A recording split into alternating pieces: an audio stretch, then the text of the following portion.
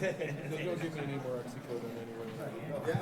Well, I should be getting that place in the Okay, if I could have your attention, please, I would like to call the October 23rd, 2025 Town Council meeting of the Town of Barnstable to order at 6:02. In accordance with Mass General Law, Chapter 38, Section 20, I must inquire whether anyone is recording this meeting, and if so, to please make your presence known. Seeing no one, this meeting is being recorded and televised live via Xfinity Channel 8, Channel 1070, and High Definition Channel 1072. It may also be accessed via the Government Access Channel live stream feed on the town website, the My Barnstable app, and the dedicated Barnstable streaming app. Madam Clerk, would you like to do roll call, please? Councilors: Bloom, Here. Burdick, Present. Clark, Here. Crow, Here. Ludke, Here. Mendez, Here. Neary, Penn, Schnepp, Here. Starr, Here. Tamish, Here. Turkelson. Here. We have quorum 10. Thank you. Do we have a veteran tonight? Mr. Lambert? Thank you, President Tamish. We do indeed have a veteran this evening, and we're continuing our celebration of the Navy. October this year is the Navy's 250th birthday. We had Brian Morrison at our earlier meeting, and he served his first assignment on the USS Constitution, and we'll find out that tonight's veteran had also some special time on the USS Constitution. Before I talk about him a little bit, there's some pictures of him. In fact, you've revealed his name, Captain Ed Lambert. There he is as an ensign and a captain, and they're identical. There's no change whatsoever.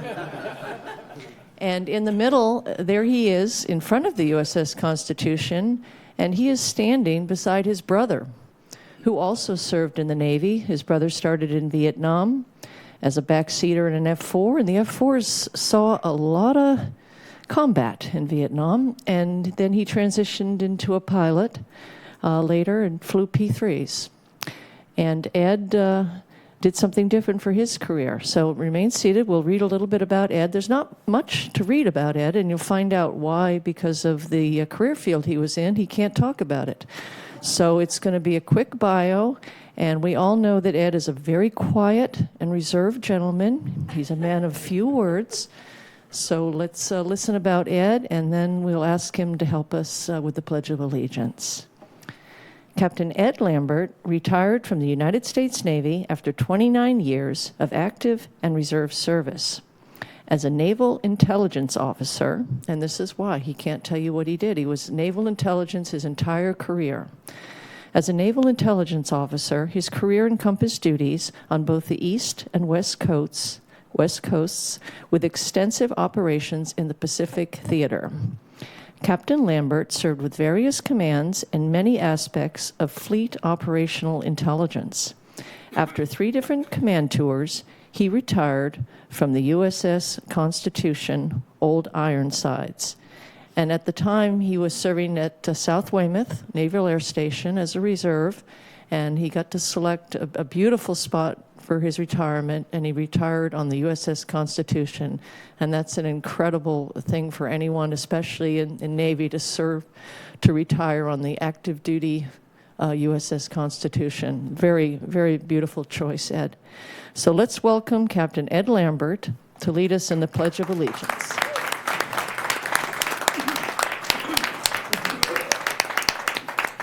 Thank you, Colonel. Mr. President and the members of the council, I just want to say that take an opportunity to thank all of you for allowing veterans this opportunity. It's an honor to lead you in the Pledge of Allegiance. So thank you very much for allowing this to happen. Thank you. I pledge allegiance to the flag of the United States of America and to the republic for which it stands, one nation, under God, indivisible, with liberty and justice for all. Thank you, Captain. If you'd remain standing for a moment of silence tonight, I would like you to keep Councilor Levesque and his family in your thoughts and prayers upon the death of his father. And also keep all who have passed in service to their country in your thoughts.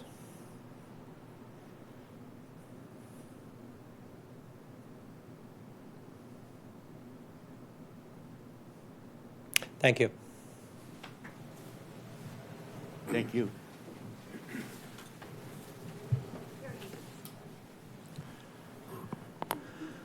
Okay, we will move on to public comment.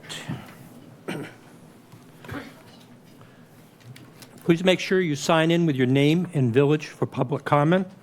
Public comment is 3 minutes. Please keep your comments brief and to the point. Written comments are always welcome at council@town.barnstable.ma.us and will be distributed to the entire council. Just as a reminder and FYI, if you send mail to an individual counselor, that may or may not, depending on whether the counselor forwards the email and asks that it be distributed to the entire council, it may or may not go to the entire council. But if you send it to the box that I just mentioned, council@town.barnstable.ma.us, that will be distributed to the entire council. The last couple of meetings, we've had some people that have said, well, how come my email wasn't mentioned or wasn't acknowledged? And that's the reason, okay? So please send it to the entire council if you like, or if you have an individual issue you'd like to discuss with your town councilor or any town councilor, you certainly feel free to send it to them. Sir. Thank you. Welcome. Hello, my name is David Abelman. I'm the president of Friends of Long Pond Marston's Mills. I'm here with several members of our community. You all, I'm sure, will recall, I hope you'll recall, that I was here 2 months ago to talk to you about the scourge of cyanobacteria blooms that are afflicting our pond at levels beyond what other ponds are facing, and they are facing serious problems themselves. When you look at it in terms of weeks of closure, we're closed all summer long effectively. When you look at it in terms of toxin levels, we're at 62 times the level deemed dangerous by the Commonwealth of Massachusetts, as we discussed last time I was here. I am glad to say that since I was last here, I've had good discussions with Mr. Els and with Ms. Unruh, and I am pleased to say I believe they're taking this matter seriously and they're considering their options. What I would like to urge today is that we get past the consideration stage. We need to commit to action. We don't have time to be ready for next spring to avoid the tragedy of this poison in the water, water which abuts all that town land. We don't have time, given the processes that would be necessary for a conservation commission, for budgeting, for any RFPs. So I'm here to urge that the town take action and commit to that action sooner rather than later, like now. The good news is that the town has received a proposal from a very reputable, established firm that has treated cyanobacteria blooms worldwide. It is very budget friendly. I know from my discussions with them that they are very interested in the pilot in Long Pond. That would even be more budget friendly than what they're already talking about. And it will be a 3-year plan. And I just urge the town, whether it's that one or something else which the town has found to be even more effective, that's great, but it's time to act now. Thank you all for your consideration. I appreciate the consideration the town has been giving us so far as well. Thank you. Thank you.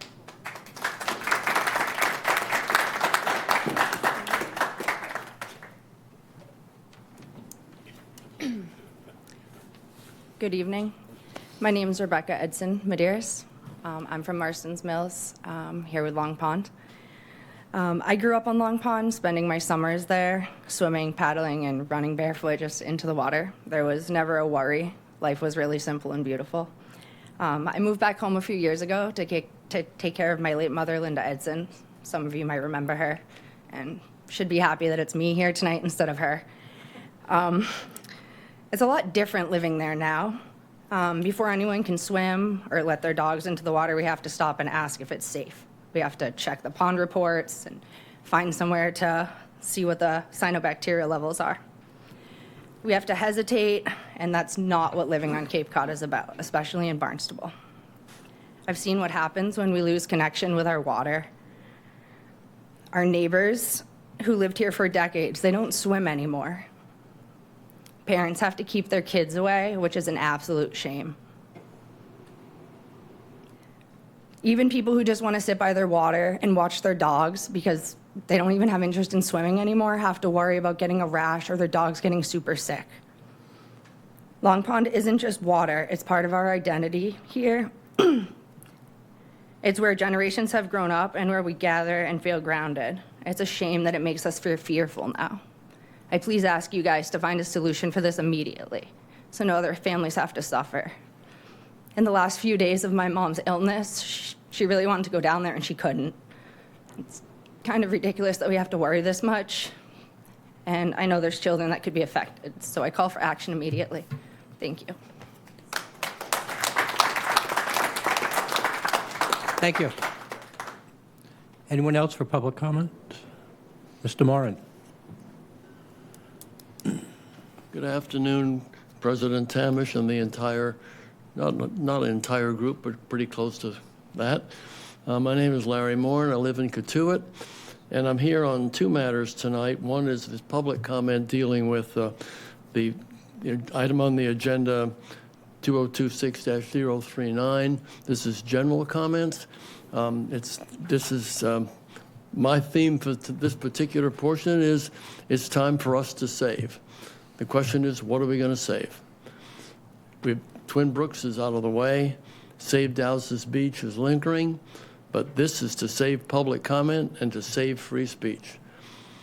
The use and reliance upon just an amendment to Chapter 37 of the Town Code cannot be used unilaterally to create, impose, or negate the long-standing public comment and free expression of comments and opinions. It may be expected that there are some people on the council who are not happy about this particular issue, and that's what brought it about. It remains to be seen. The real test is going to be when the town council members are asked to vote on the different issues and how that's to be handled. Then we'll know who are the really people involved with trying to block public from being involved in these committees. Personally, I disagree with the cover-up the way I view this. That too remains to be seen. Now, even if President Tamish's name does appear as the sponsor, in my opinion, it's no doubt that the author of this is the town attorney. It reads that way too clearly. The question becomes, where do we begin evaluating this? It's going to come later in the day today. The ability for others to present this, we are on the 3-minute limitation, so I'm trying to be efficient on this end of it. There's a deliberate, but the way I view it, and I'm not alone, the keeping public from being on certain ad hoc committees is destructive in terms of the efforts that have happened since 2023 and up until now. They're two very effective ad hoc committees that were not only chaired by individuals rather than council members, but created a tremendous interaction with the town. You may know which ones they are, so I think that what we're looking at is that taking that away is uncalled for. Further, it's obvious that public comment has created the whole public comment situation has, in my opinion, shown no effort to really capture, review, and categorize the wide variety of public comment, to develop a system or procedure to encourage creative comment, and to establish feedback from the council and others, to propose and utilize the content of the public comment to support policy changes. Those are the things that come from the public. If they just come from the town council, then you're cheating yourselves as well as us. Now, the last point that I want to stress at this point is dealing with the fact that we as members who come up here and speak, and some of them are vastly more eloquent than I have ever thought of being, they come prepared. We come ready to present our expressions, but are they going to go into the minutes? I've only learned in the last few days that just speaking doesn't get it into the minutes. You actually have to have it in writing, submitted to the administrators for the council, and the same applies for the committees where public comments presented. That being the case, I will be presenting what I say to you tonight in writing, and I'm encouraging other people who speak start doing that. Is that where it reads? That's the way I'm interpreting it. If I'm wrong, I stand to be corrected, but I look forward to see what comments you may make. So my comments are intended to cover the overall concerns and impact against this proposal. When 039 is called upon, then I'll jump into the next level dealing with the appointments committee. Bob Schulte will take the rest of it. Thank you. Thank you. Any further?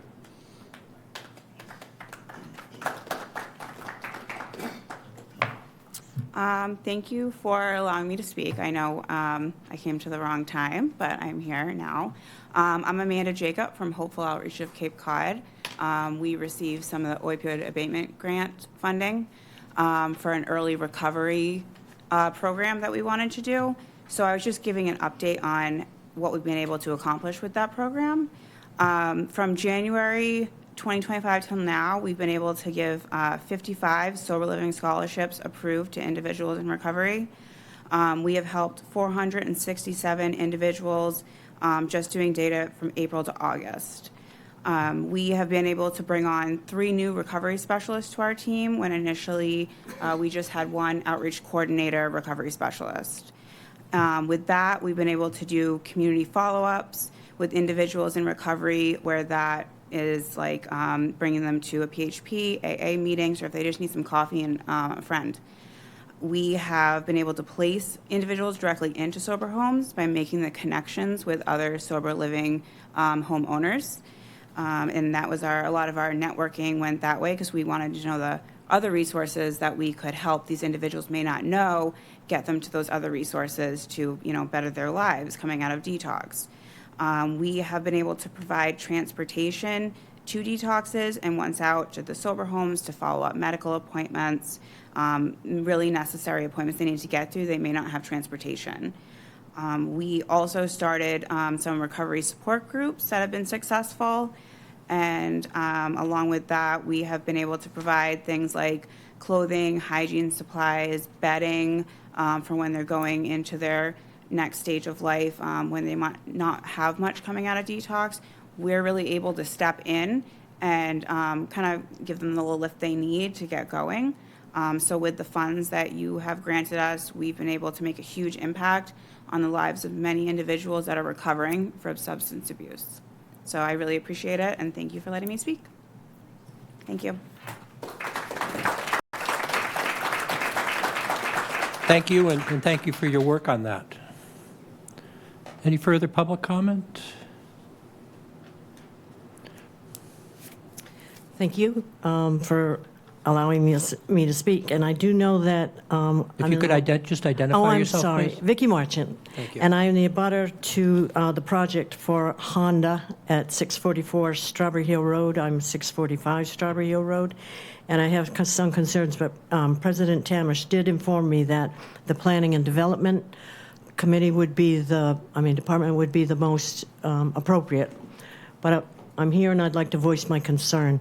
And to frame that concern with where commercial properties abut residential properties. Honda is essentially West Main Street, but this property that they're turning into a parking lot for their vehicles is all residential on that side of the street for Hyannis, and on my side of the street, residential for Centerville. And my concern with what's coming is they're going to be knocking down an existing house and changing it to a lot for cars. They currently have a lot on Finney's Lane, and they have runners that go from from Strawberry Hill to Finney's Lane and run back. And currently there is a curb cut.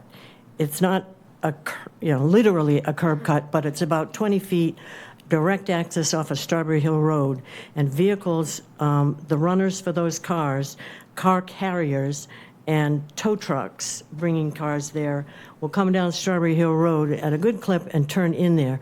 And it's a very busy intersection, West Main and Strawberry Hill. There was an accident there just a couple of days ago. My concern is, are they going to have direct access from that whole new parking lot out to Strawberry Hill, which is problematic because there are school buses, pedestrians, and the intersection. What I'm concerned also about is what that parking lot will look like. Will there be any attempt to have it better fit with the residential section of Strawberry Hill Road, either with a fence or shrubs along where that new lot will be, whether there'll be a curb cut that's whole space is open, which would be that much worse than it is now, and floodlights that are on typically in a car lot. Are they going to be those ultra bright car lot lights that would be on through the night, which would be, again, disruptive to the residential area? Thank you. Okay, thank you.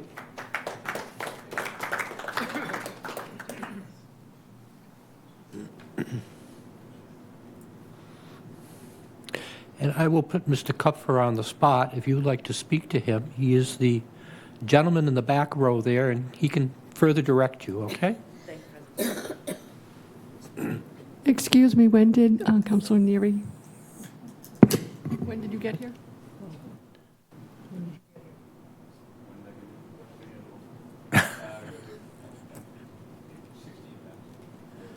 Thank you. Any further public comment?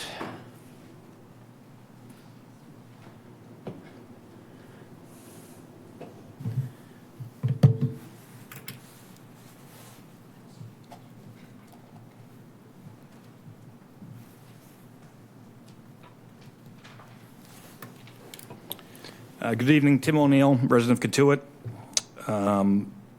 Do any of you truly understand the sole, most important job a regulatory board within a town government does? Sure, they hear zoning amendments, they issue variances, they issue special permits. The most important function of their operation is to conduct a fair, legal hearing process. The core mission is simple but incredibly important.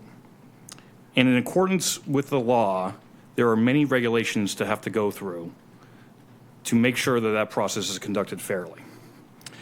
That means considering all public comments, reviewing input from other town boards and departments, and ensuring every decision can stand up in a court, protecting the town, its residents, and its taxpayers from unnecessary legal risk. The process isn't just bureaucracy, it's the foundation of good governance. It's what's fair to the applicants, the abutters, and to the people who ultimately foot the bill if something goes wrong, the taxpayers. Unfortunately, our town's record over the past several decades, legal record, has not been great. That should be a wake-up call. Our boards and our town council need to lead with diligence, professionalism, and respect of the law. At the same time, we're facing real challenges. How to fund critical sewer projects without overburdening taxpayers, how to maintain our schools and our infrastructure, and how to protect ourselves from costly environmental lawsuits. These are complex issues that require coordination, expertise, and integrity. Every procedural shortcut or internal conflict makes those challenges harder and more expensive for all of us. We need to return to steady, reliable governance, decisions that are made carefully, not politically. That is what our residents deserve. The town is struggling on multiple fronts. Schools, infrastructure, housing affordability, environmental pressures, and while many of these problems are larger than any one town, we still have a responsibility to do our part to uphold the law and lead by example. The county isn't helping. The state has so many issues that Barnstable is on its own. So I urge the town council, please focus on the issues that matter most to us residents and set aside personal agendas, uphold transparency and fairness, because ultimately it's our community, our families, our homes, our future, our children's and our school districts that depends on it. Thank you. Thank you.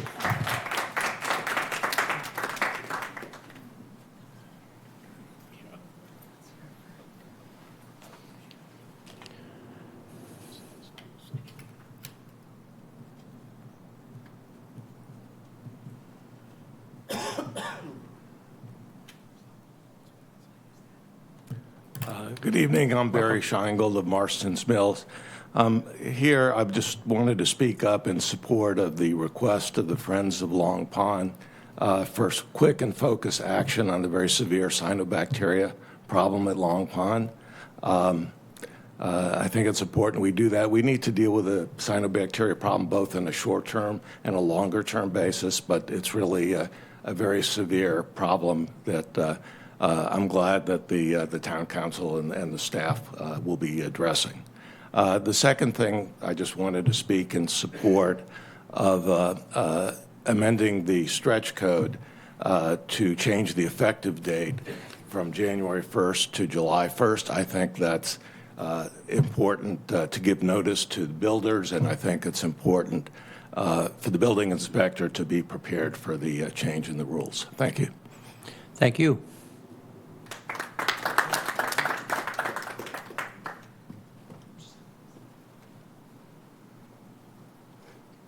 Mr. Hanson.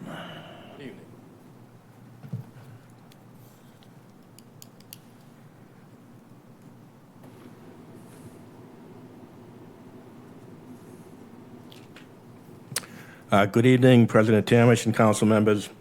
Peter Hansen, Austell resident and Austell Village Association president. I want to first thank Ed Lambert for his service to our country. I don't know if he's still. No. He's gone. Okay. Thanks, Ed. Regarding the proposed funding of the Austell Playground project, I would urge a positive vote tonight to approve the additional funding for this project so it can be completed. I would like to thank the town council, John Crow, also Lindsay Council, Manager Mark Ells, DPW Head Dan Santos, Chris Canella, Bowden Griffin, and all the people that have been to meetings and have been on this playground advisory committees over the years. It has been a very, very long time coming, and we are finally at the point to make this happen, to make the playground become an asset to the village of Austell and to the town of Barnstable. Jim Crocker, who this room is named for, and which the new playground will be named for, was a childhood friend who passed way too soon, as we all know. Jim was the one who came up with the idea of the new playground so many years ago. I helped him come up with some of the concept plans so that the people could visualize what he wanted to do. So in honor of Jim Crocker, I again urge passage of this article tonight. Thank you very much. Thank you.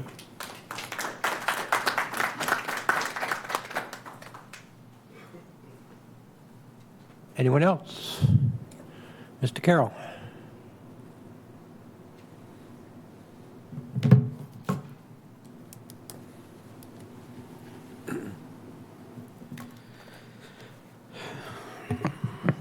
Councilors, here goes 180 seconds.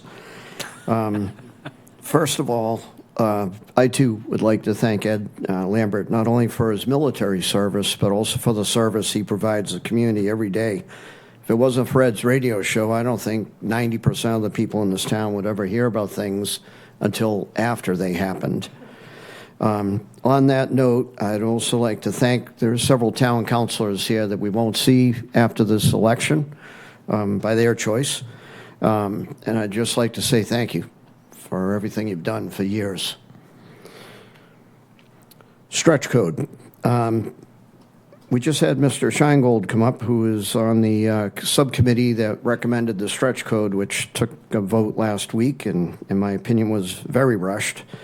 He just came up and made a recommendation that the stretch code that they recommended be extended until next July, or be implemented next July.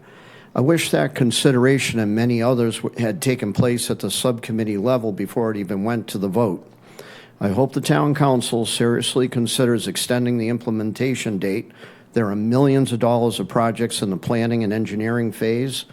If the stretch code goes into effect and they're not able to pull their permit in time before January 1st, they're going to have to go back and re-engineer this to the new building codes, to the new stretch code. You're potentially talking millions of dollars of effects to the bottom line of people that are not only trying to build large projects, but individual homes, ADUs, multifamily properties. They all come under this umbrella. There was misleading information about what triggers a stretch code. Hopefully that'll be corrected, but it is key that you at least consider delaying the implementation of the stretch code until July and allow the projects that are in place to go into effect. Last, just very quickly, there was a very touching comment from a young lady here about we're losing our connection to water. I think that that comment should be so heartfelt, not only by this council, but also the future members, because we need to keep water in mind on building projects, housing projects, but also on the renewable energy projects that keep being put on our well fields, transformer substations over our well fields. We're doing a lot to try to protect nitrogen. We need to protect our drinking water. If we don't have it, we have nothing. So I felt that I really took her comment to heart, and I hope the town council does. Again, thank you very much, Councilor Turkelson, Councilor Neary, Councilor Schnepp. Appreciate everything you've done. It was a big sacrifice. Thank you, and we'll miss you. And Councilor Mendes. Oh, and Mr. Mendes. I'm sorry. I forgot that you're not coming back. Oh, I will, for sure. But thank you very much to all. Thank you.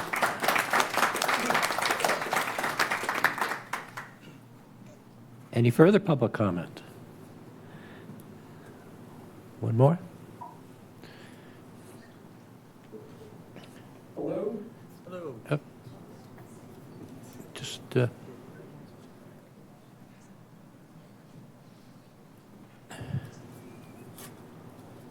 Hello? Yep. Can you hear me? wait, Oh, is this, sorry. we have someone coming in on Zoom? I didn't mean to jump in front. No. Mr. Kuhn, we will let you know when you're available to speak. I'm in now, right? It's Tom Kirk, I'm in. Yes, please, anybody that's on Zoom, please hold until you are identified and given your 3 minutes to speak. Thank you. Good evening, councilors. I'm here for what is actually going to sound pretty trivial compared to what you've been hearing. Would you just identify yourself My for the name is record, John. please? I'm sorry, John Richmond Thank from you. Hyannis. Some basic housekeeping things that I wish you would consider for the future, not for tonight. About the emails, I know that they are conscientiously distributed. In the Historical Commission, when we receive emails on a project, our chairman summarizes the email input as part of the discussion. And I think that that would be helpful if you guys could do that, because you would then, as a person sending the email, at least know that what you said is part of it. And he doesn't recite them, there are themes, as you know. So that would be a good thing. I believe it would be helpful if controversial articles could be scheduled as early in the evening as possible. It's not always the case. I believe that it would be useful if executive session could always be postponed to be the last item. I've sat here hoping to comment on something, waiting for executive session, and it's annoying. And the last thing, again, our chairman has voluntarily said that he is not going to pass on any project. Every project that comes to us will be having a public hearing. And I believe that no chairman should have the power to approve a project on their own. I think everything should have to come for a hearing. And I understand that it was done to prevent clogging the commissions up with mundane items. We've had mundane items as a result, but they get taken care of fairly quickly. If you have a lot of things and it forces the commission to meet more often, like the Downtown Waterfront Commission, so be it. But in the interests of transparency, no chairman should have that power. Thank you very much. Thank you.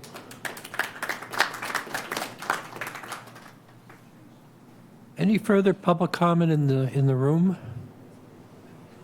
Seeing none, Ms. Poyant.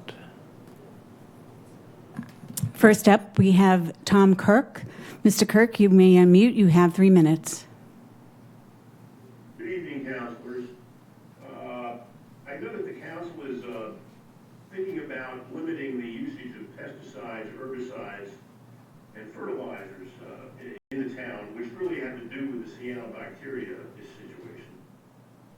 think it also dovetails with the first of the two questions that I have. And I really want to ask about the ubiquitous machine known as a leaf brake air blower. The leaf blowers. Those machines are more pollutant than a chainsaw or a modern day car. They are blowing plumes of baloney all over the place, pollen, ticks and other insects, and those pesticides and herbicides and fertilizers. But worse, road debris, asbestos, and other petrochemical that are being found on people's lawns, on their gardens, on their vegetable gardens. And the usage of them is really abhorrent, especially relative to decibel level. I'm not really sure what the ordinance is in the town at this point, but those things are way over 100 decibel at 100 feet, not 80 feet. Many of these companies have 2 or 3 or 4 of those things going all at once, plus lawnmowers and also weed whackers. And they go on all day long. Many times they start before 7 a.m., and during the summer months, they go on well after 7 p.m. until it's dark. And it's just, you know, you're sitting in your backyard, you can't even talk to your neighbors or your family.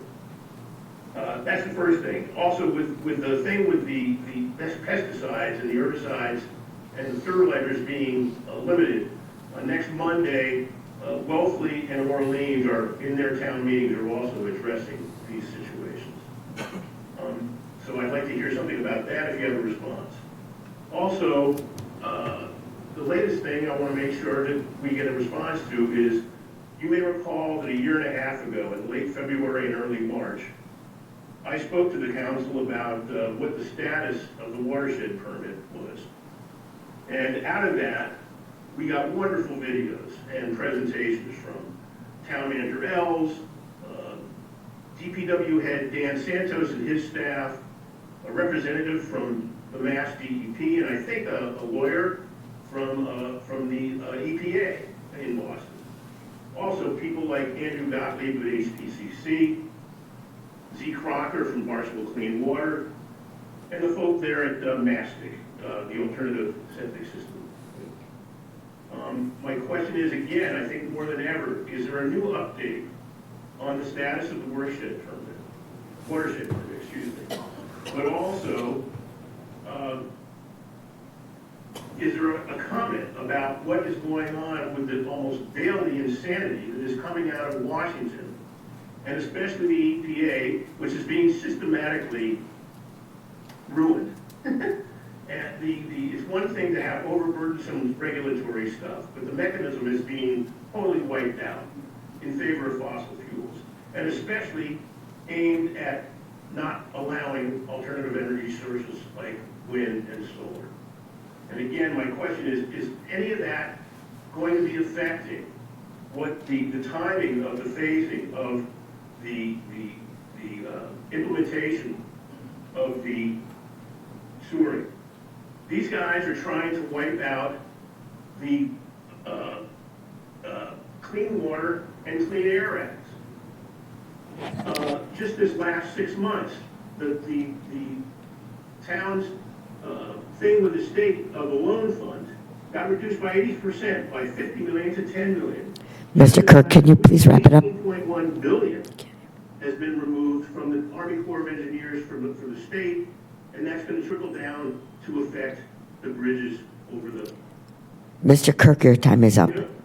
Pardon me? At any rate, you get my gist, and I appreciate whatever comments you all might have. And I thank you for the opportunity to speak, and I will take off. Good evening. Thank you. Thank you. Next up, we have Paul Phelan. Mr. Phelan, you have 3 minutes. You may unmute.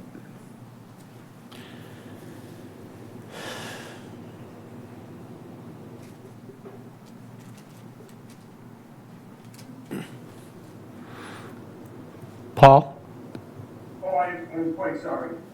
Good evening. Thanks, President Tamish, for this opportunity, and the council, and everyone else present at the meeting. I do want to preface this by saying this Saturday is the last day to register to vote. And I know our Stella town clerk, Ann, is smiling right now. And I want to thank, incidentally, my retiring council, Paul Neri, in Precinct 6, who is outstanding representing us and always picks up the phone to discuss anything with me, whether we disagreed or not. I appreciate all your efforts these last 8 or 9 years. I'm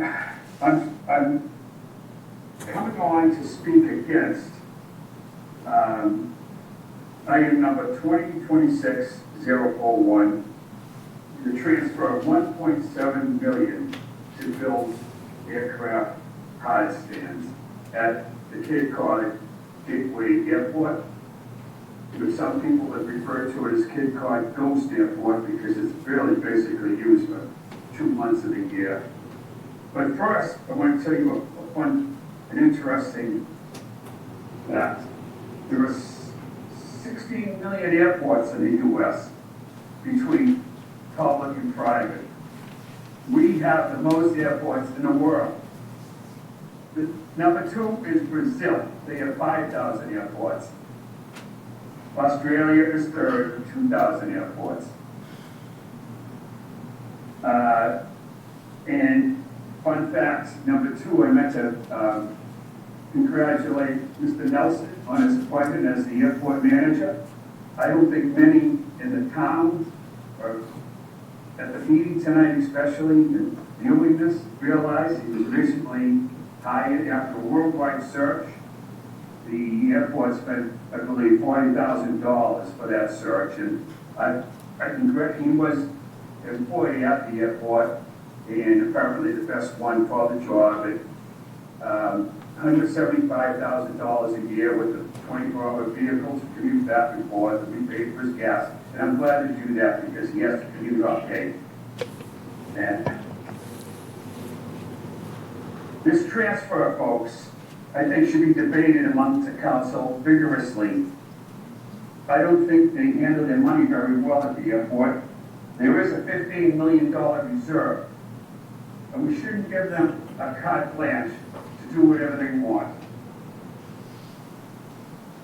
This aircraft hard stand is not needed. It's a waste of money. It's a waste of $1.7 million, totally. Because they don't have an agreement yet with any airlines to come back next summer. Those airlines didn't make any money last summer, or very little. And numerous airlines have come in here and tried to make money, and they couldn't. Mr. Phelan, your time is up. When they arrive, but not when they leave. Mr. Phelan, your time is up. Take a hard look at that budget request, and I'm speaking because it's not a public meeting. And I'll conclude right now. Thanks again to all of you. Good night. Thank you. Thank you. Our last speaker on Zoom is Christopher Kuhn. Mr. Kuhn, you have 3 minutes. You may unmute. Thank you very much. Christopher Kuhn from Centerville. I had sent an email to each of the council members, as well as the town attorney, and the planning director, and the building inspector. Because there seems to be a conflict between what is being proposed and also being built at 201 Main Street, which is the location of the old Cascade Motel, and also what's being proposed for 307 Main Street, for where the TD Bank North building is. And the zoning ordinance is crystal clear, and I'll quote this, I'm reading it right now from the bylaw. A landscape buffer at least 10 feet wide must be provided between any building and any parking lot with 10 or more parking spaces. That is completely unambiguous. However, months ago, maybe even a year or more ago, those projects went through site plan review, and they were approved, even though there was parking shown directly up to inches of the building. There was no landscape buffer shown at all in areas of those plans where they were clearly required to be shown. And I think some confusion lies in the fact that the developers are putting parking on the first floor of the building.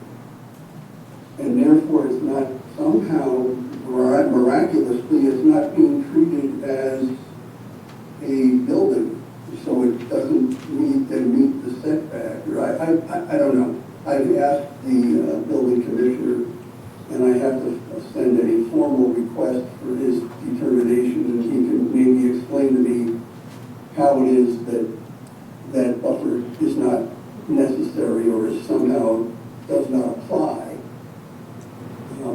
There were many good reasons why that buffer is in the zoning bylaw.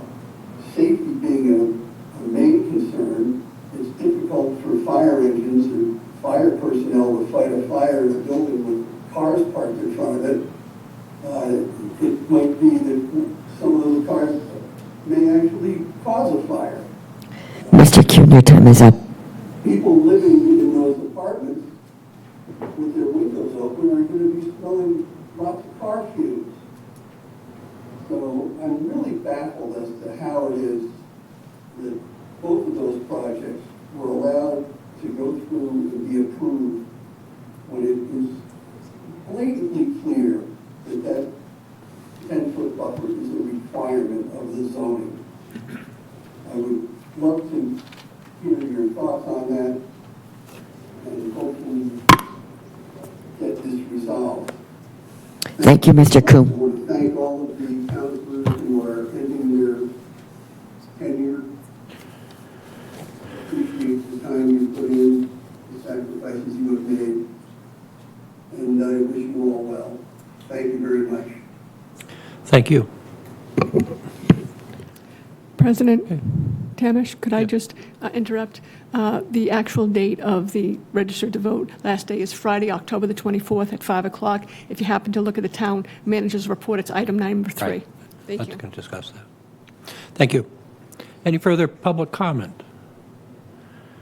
Seeing none, I will close public comment. Moving on. We're going to have council response to public comment. Any comment, response on my right? Councilor Ledke.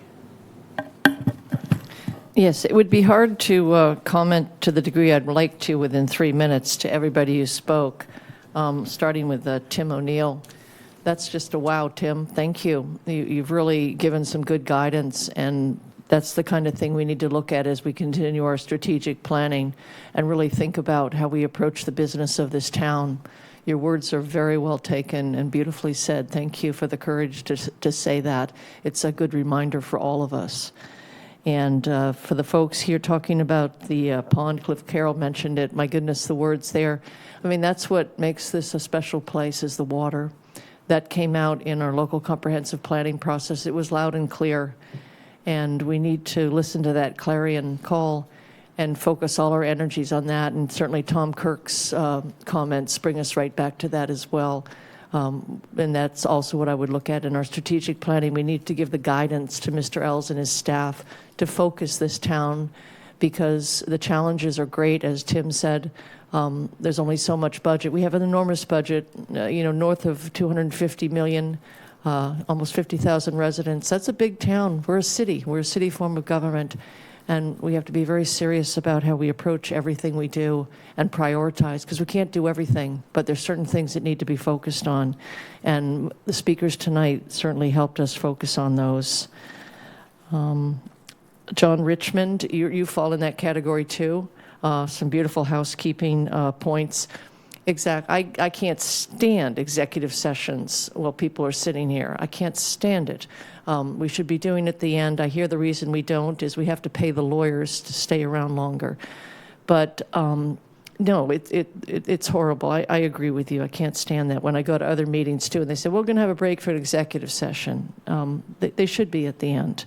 So that's a beautiful point. And Chris Kuhn, your attention to detail, your attention to everything the town does, particularly in the zoning arena, really speaks to the item we have later on, talking about the zoning subcommittee, and that maybe it speaks to Tim's points too. That really, let's get very serious about this zoning. And the woman who spoke, Vicky, about what's going on West Main, that also came up in the local comprehensive planning process. And I drive by there every day. It's right on the border with Craig and I in our precincts. I can't stand the creep. I would say mission creep, but commercial creep into our neighborhoods. And West Main is very tricky, and there was a lot of people that wanted some different looks down there. So I hope she and Jim Kupfer are getting together, because, everything she said, it's like I've been watching this happen, and it's terrible. And it goes again to zoning and planning.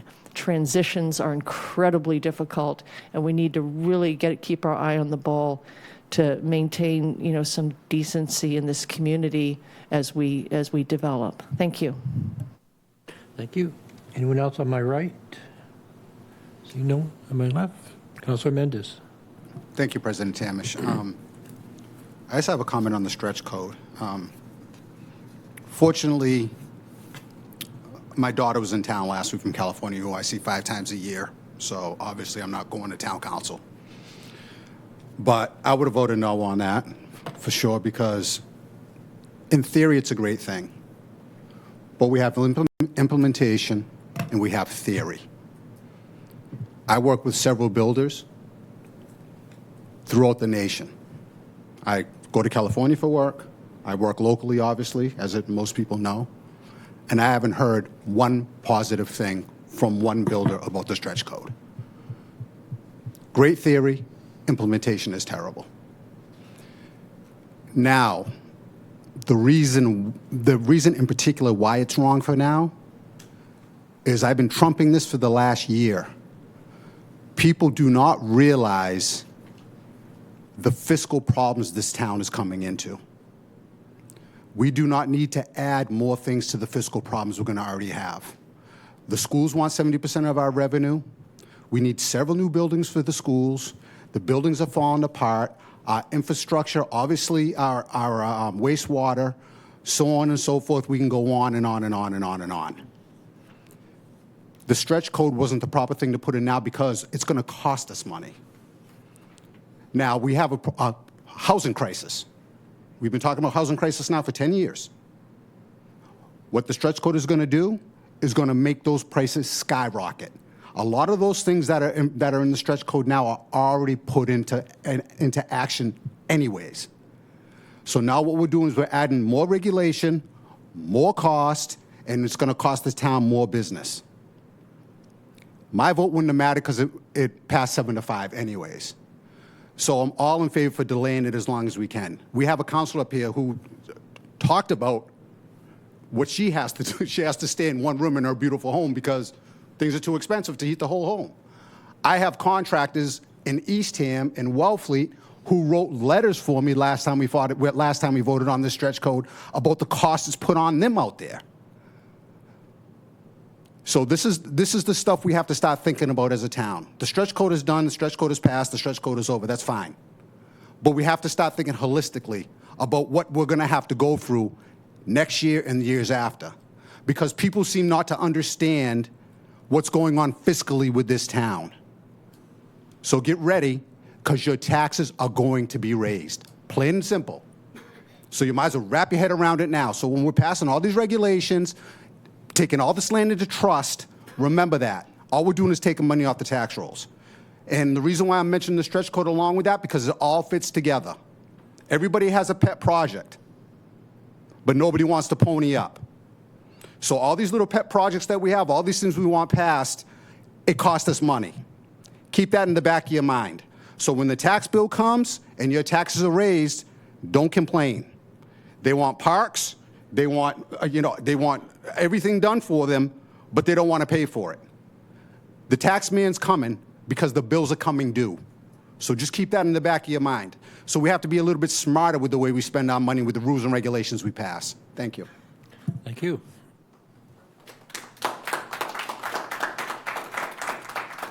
Councilor Schnapp. Thank you, Mr. Tamish, and as always, a hard act to follow, Jeff.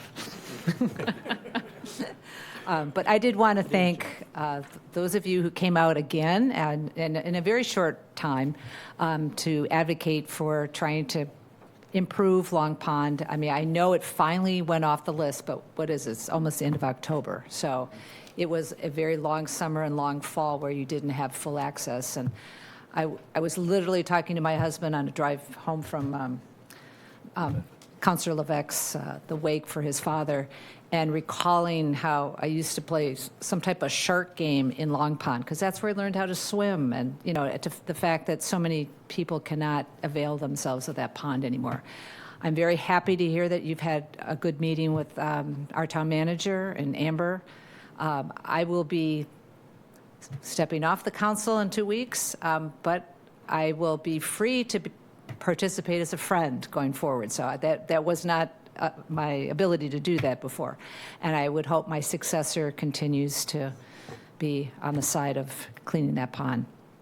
I also want to make a quick shout out, and I think Ms. Jacobs has left, for giving us a report on how the funds that have been appropriated or been allocated for opiate recovery and other related items has had such an impact. It's small dollars that has huge impact. And so I'm very glad that we took the time to come up with the process, and I look forward to more reports from more organizations that have received these funds. Thank you.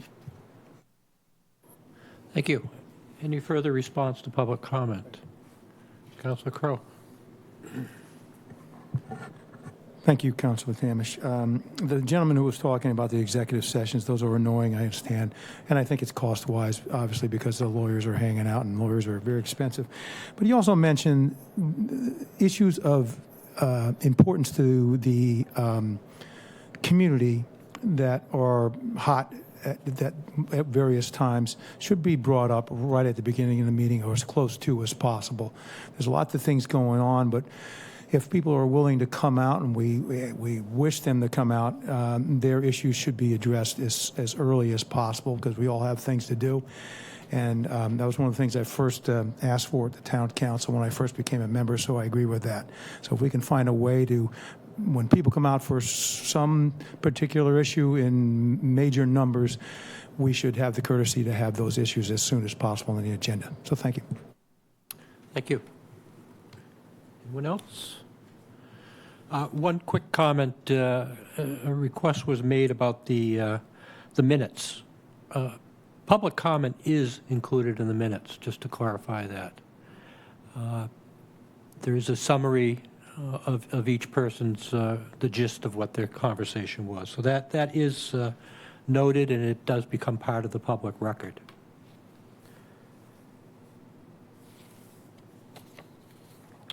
We're going to do town manager's communications. The town manager, as you are aware, does a video town manager report, which is played prior to this meeting. It may also be viewed on the town website at any time. And it is a wealth of information. It's about a half an hour long. And there are a number of different topics covered in it. A brief summary. The town manager will be holding a calendar year fee hearing on Thursday, November 13th at 11 a.m. As Assistant Town Clerk mentioned, the last day to register to vote for the November 4th town election is Friday, October 24th, and the town clerk's office will be open until 5 p.m. for voter registration. You may apply for a vote by mail or an absentee ballot until Tuesday, October 28th. There is no early voting in person for the town election. However, if you're going to be out of town on November 4th, you can come to the town clerk's office to vote on an absentee ballot. Jim Kupfer, Director of Planning and Development, recorded an updated presentation of the town's housing report. They also posted a version of it on the town website, on the Planning Development site, and I was reading it this afternoon. It's only 209 pages. Anything you possibly want to know about what is happening in building in Barnstable, I think you will find there. The Barnstable Council on Aging will be hosting a Medicare open enrollment presentation on Monday, November 17th from 1 to 2:30 p.m. at the Barnstable Adult Community Center. The Open Space and Recreation Plan is available for public review, and there will be a community meeting held on Wednesday, November 19th at 6 p.m. in the Town Hall. As part of the report, the town manager's report that's online, Kelly Colopy, the communications manager for the Department of Public Works, provides an excellent update on the Water Resource Management Plan, including the Comprehensive Wastewater Management Plan, and will certainly update you on what is going on in Centerville. There's also going to be a meeting next Wednesday night at 6 o'clock, I believe, in the the Senior Center, the Adult Community Center, which I would certainly encourage all of you to go to. Okay. Any questions on the town manager's report? Councilor Schnapp. Thank you, Mr. President. I wanted to commend Director Kupfer and his department for an extremely well created presentation. Both the web presentation is about a half an hour, and the listing of all the projects, I mean, from the last 8 years. It pretty much covers the time that I've been on the town council. I do have a comment and a question. And the comment has to do with our definition of affordability. So in the nuances of the affordable housing world, affordable housing is considered any unit that's affordable to a household earning up to 80% of the area median income. And in our report, we kind of include those projects that are 100% AMI. And I would like to recommend that you may create a deed restricted column which would capture that but keep the affordable pure, so that we really understand that we're creating this many affordable units. So that was my comment. My question is, there was one project, and it is a project that's had a lot of visibility recently. It's the 40 or 50 unit condo development by Housing Assistance Corporation that's being funded by the Commonwealth Fund, and is creating 40, so it's 50 units, 40 being affordable at 100% AMI. I was wondering, was there any process that occurred so that there aren't any inclusionary zone, any units in that? Because normally that would require 5 units at 65% AMI.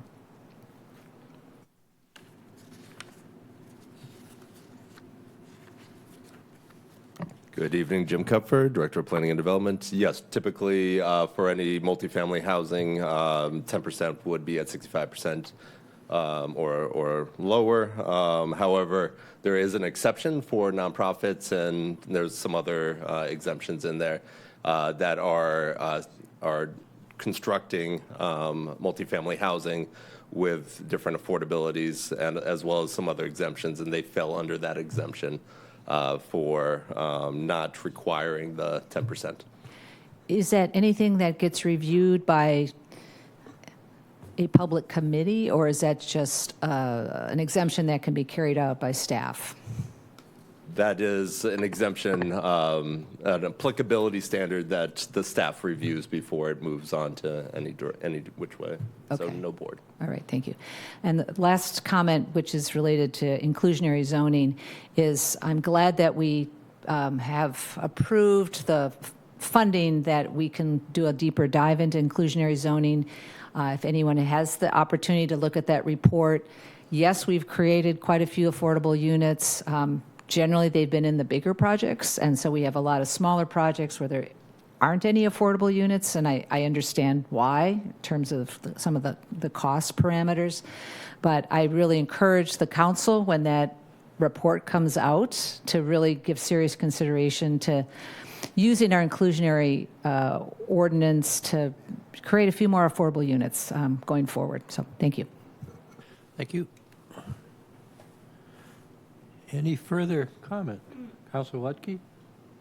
Just make a quick comment on Andy Clyburn's quality of life project, because so many of my constituents have written letters and are very concerned about watching this. And I see two members of the planning board here, including the head of the planning board. And they, if anyone wants to go back and look at a tape of how to handle public comment, at the first meeting, they did an amazing job. This entire room was kind of standing room only, and they took comments for, I don't know, hours from people on that. It generated a lot. We've had a lot of speakers talk about, when things are important like that, give people the time. And Steve Robichaud did a beautiful job giving people the time. It was absolutely a beautiful meeting. It was, for anyone who wants to hear the heart of Barnstable should go listen to that tape. And they have another one coming up on November 10th.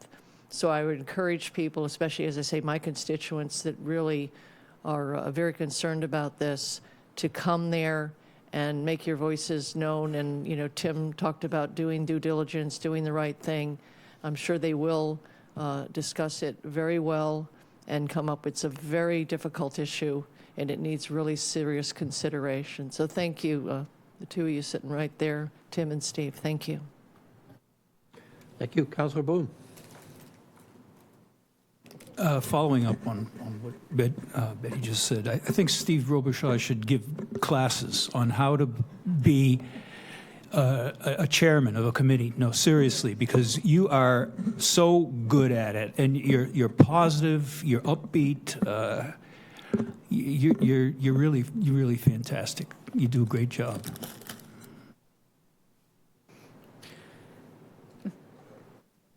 Thank you, Councilor Boone. Anyone else? Councilor Stepp again.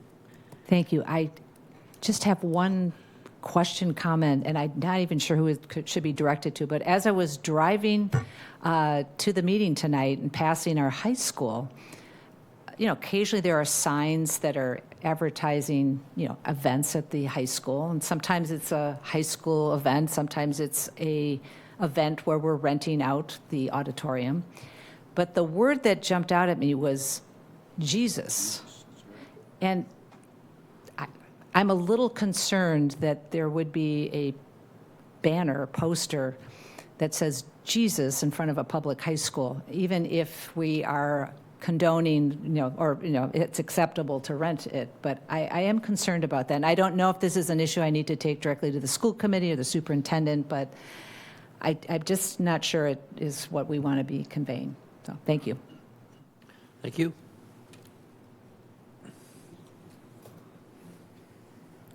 Any further response? Seeing none?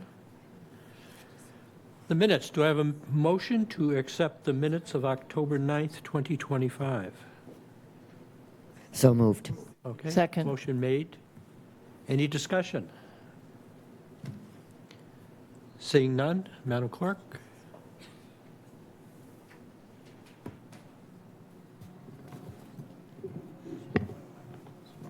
Councilors Bloom, Yes. Burdick, Yes. Clark, Yes. Crow, Yes. Ludke. Minutes? Yes, why are we doing a roll call? I know, that's my question, too. Okay. Excellent point. Wow, we're doing minutes. Pavlov's dogs here. We've been conditioned to do a roll call. Have no one on on Zoom, so we don't have to do this. we have no one on Zoom for the first time in probably over a year. Well over Call a year, Betty. I would say.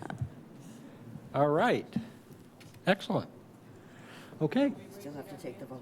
So, I don't all in think we did. favor? Signify by raising. Aye.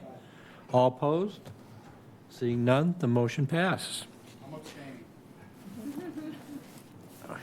With one abstention. All right. Communications from elected boards, committees, staff, commission reports, correspondence, and announcements. I would like to recognize Steve Robichaud from the Planning Board, who is going to give us an update. Okay, thank you so much. Appreciate it. President Tamish, Vice President Clark, councilors, thank you so much. I just wanted to lead off by saying I ran into Councilor Clark on Monday at CPC, and at that meeting, Lindsay Council actually announced that he's not going to seek reappointment. So many of you probably already know that, but I just am going to mention it anytime I can because it's pretty remarkable what he's done for this town. I didn't realize that he has been on the CPC since inception in this town, which I believe is 2 decades. So it's pretty incredible. I've learned so much from him about what the CPC does for this town and our citizens. And I just personally owe him such a debt of gratitude, and I think everyone in the town does. So you're going to hear from him, I believe, on the 6th. I think he's coming at the next meeting. So I didn't want to get into it too much, but we talked a lot about playgrounds at our annual meeting, and I think he'll get into that and some of what we've heard from public comment. I also just wanted to lead off by saying I think this is wonderful. I've learned quite a bit from other, like Jake Dewey that came last time. I think that this is a great concept for the chairs to present to town council. I hope that we keep it going, and thank you so much for inviting me. So I have a short presentation. Let's see if I can operate the clicker. Look at that. So just wanted to lead off by mentioning that the planning board is a 7-member board. These are our 7 members, myself, chair, Tim O'Neill, who's here, vice chair, Matt Tagg, who's our clerk, Mary Berry, Michael Macinas, Ray Sexton, and our newest member, Catherine, who you all are aware of, just got sworn in. So we're pretty excited to have her join as well. A lot of experience on this board, a lot of care factor, a lot of time put in preparing for meetings.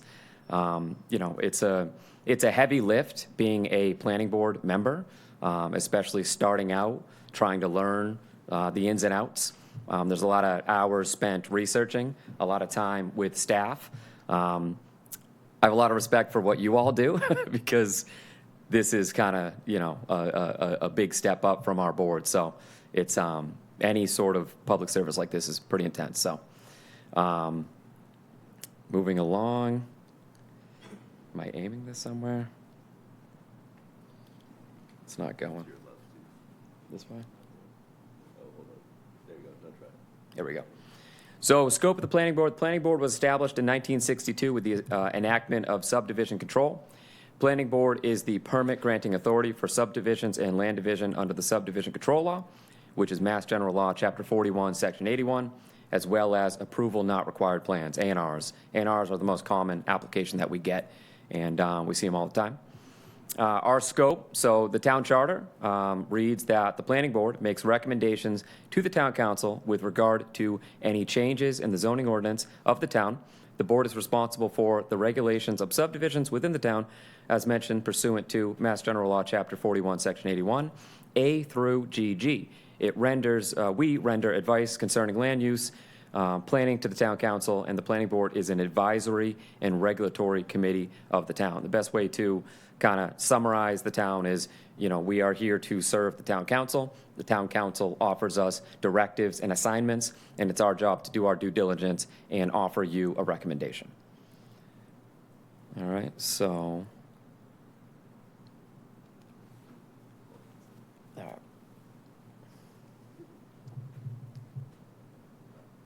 There we go. So planning board scope, again, review, hold hearings, propose, and recommend zoning ordinance amendments, review and act on subdivision requests. We are the special permit granting authority in the growth incentive zone. Outside of that is ZBA, wind energy conversion facilities, senior continuing care retirement community overlay district. We also review and monitor Barnstable's LCP, the local comprehensive plan. We review and act on scenic road projects, and we review and recommend regulatory agreements, with which is Chapter 168. Some recent achievements, I figured I'd kind of outline the past 2 years, 2023, 2024. 2023, we approved 13 approval not required plans and held public hearings for 4 special permit applications. The board also reviewed 4 subdivision-related applications and 1 proposed reg agreement. The board held public hearings on 2 proposed zoning amendments, recommended both to town council for adoption, so amending the general ordinance for home occupation and an amendment allowing for mixed-use development. We held public hearings on roadway discontinuance for Mothers Park in Centerville. That was related to the sewer project, and we approved the Downtown Hyannis Unified Design Regulations and Guidelines in coordination and collaboration with the Hyannis Historic District Commission. That was, for me, kind of a fun project because it was 2 entities joined as one, acting in unison.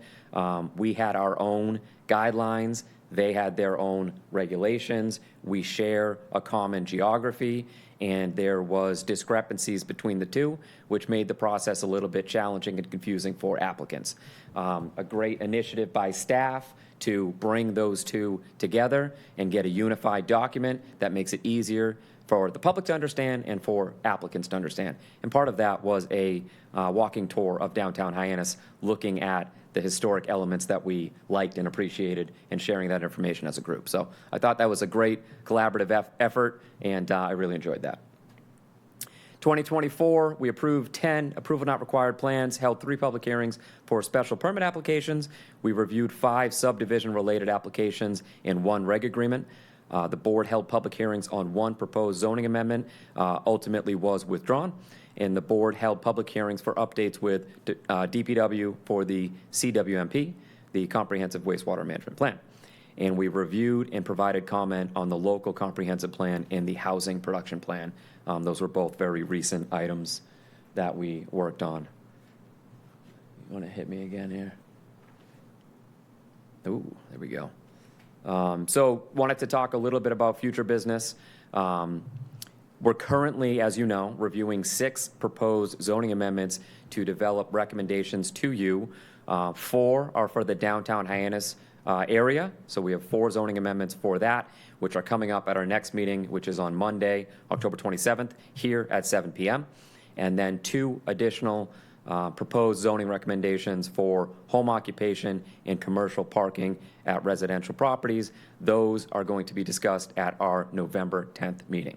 So very lively right now. We have a lot going on. We take these very seriously, and we want to give them, enough time to have proper discussion. Annual monitoring for progress of action items outlined in the LCP. That's something that Jim and I have talked about, that that is our codified role, and we need to take that role more seriously, which we plan to do going forward. And then we've worked on new onboarding materials for new members that are also available to the public. If you go to the Planning Board website, on the Town of Barnstable's website, at the top of the right-hand menu is a section that shows all of our onboarding materials. I know that staff has helped me immensely with the millions of questions I have, pointing me in the right direction for all the resources that I need to succeed. And we're going to hit the ground running with Catherine when she gets going, and we're looking forward to that very much. Let's see. I did want to touch on the annual reports. Save that for the end. We're going to identify more training opportunities for planning board members. The biggest opportunity is to meet with staff. I encourage all members to meet with staff at least once before every meeting, just to go over the materials and answer any questions that may exist. And we're also going to do an annual review of the planning board website, just continuing to push for transparency and education of the public regarding what we do. I think that's the last slide. So let me go back quickly to the talking about the annual report. So Jim educated me a little bit on the difference between the annual report between planning board and CPC. So of course I serve on CPC as well. And CPC, I remember when we looked at the annual report a couple of years ago, I commented that I thought it was extremely lame and boring.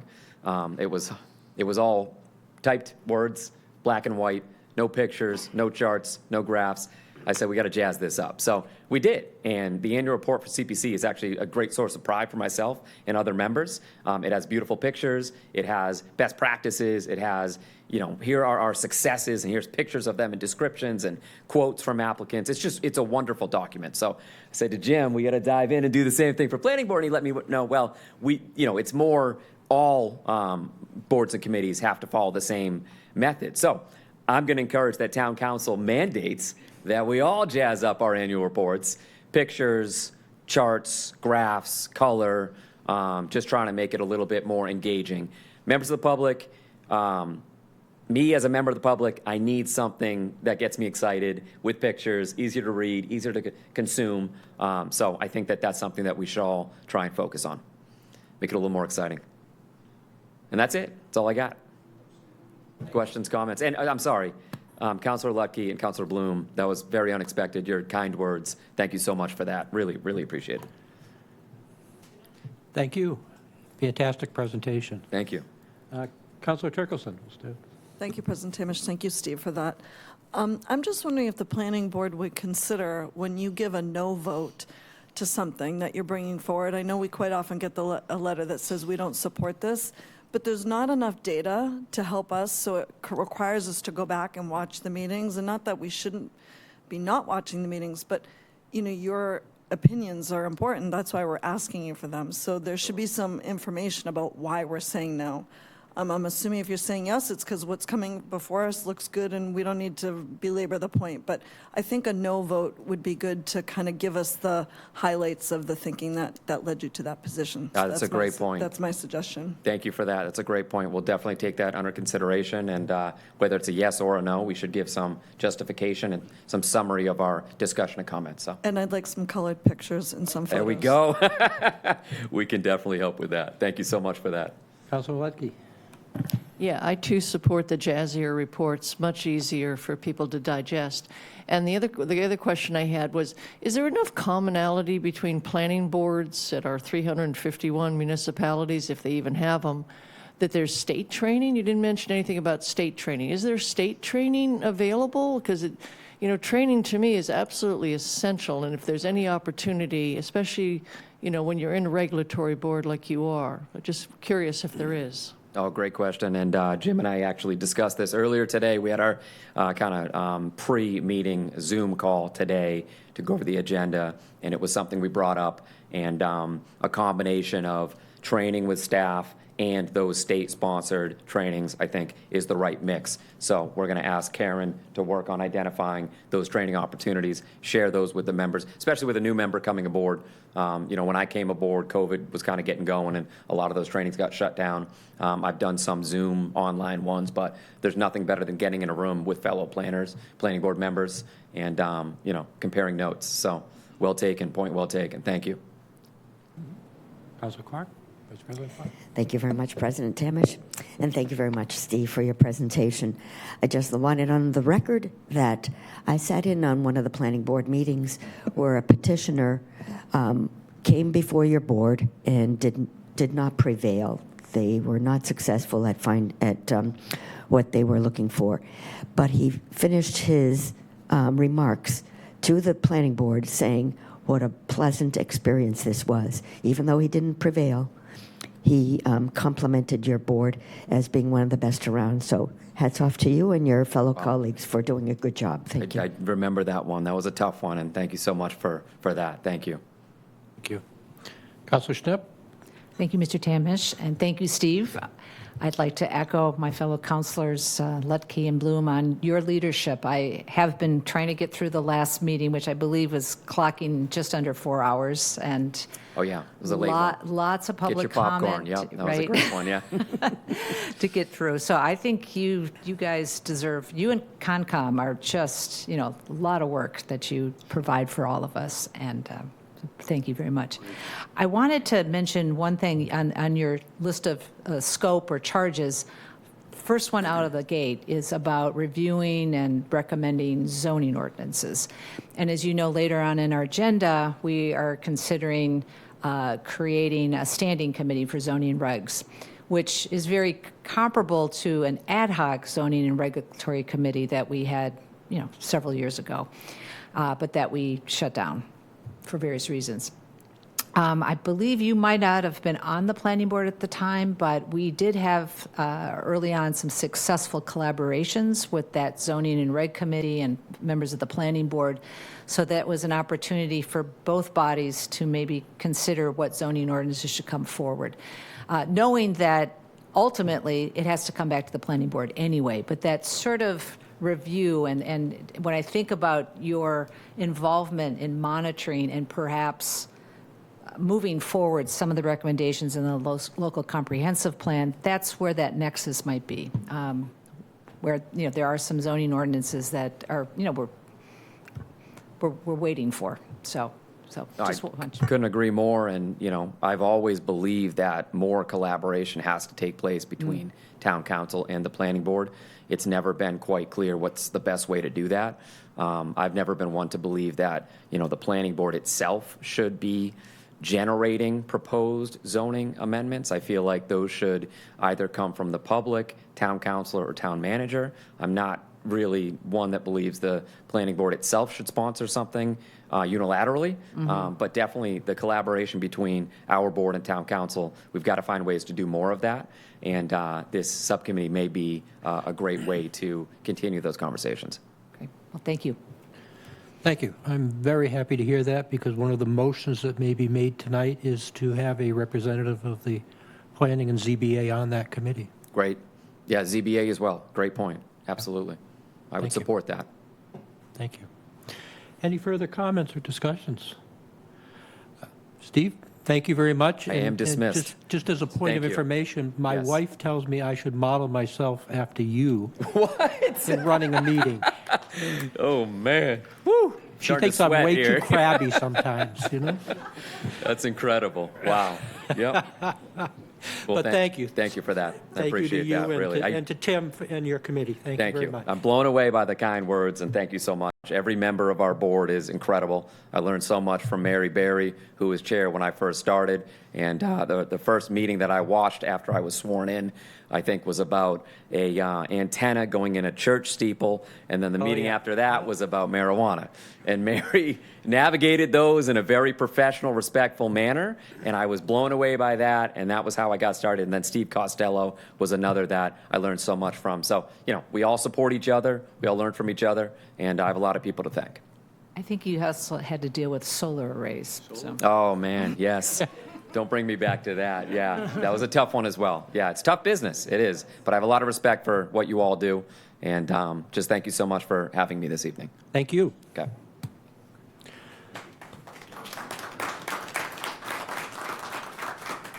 Okay, next we're going to be hearing, from Mark Milne and John Curran. Mark, are you going to start this off? Or Yes, John? Thank you, President Tamish. Good evening, town councilors. Mark Milne, Finance Director for the town of Barnstable. Tonight, our Director of Assessing, John Curran, will present the two tax levy shifting options that the town council votes on every year. These votes are scheduled to take place on your November 6th town council meeting.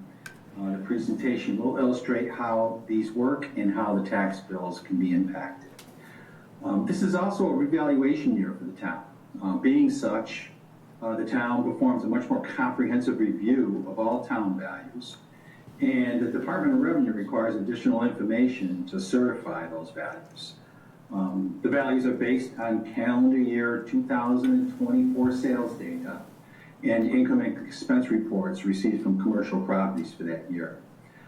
The assessing operation has completed its review, and we have submitted all the required information to the Department of Revenue. So when the Department of Revenue completes its review, it will provide us with its preliminary certification.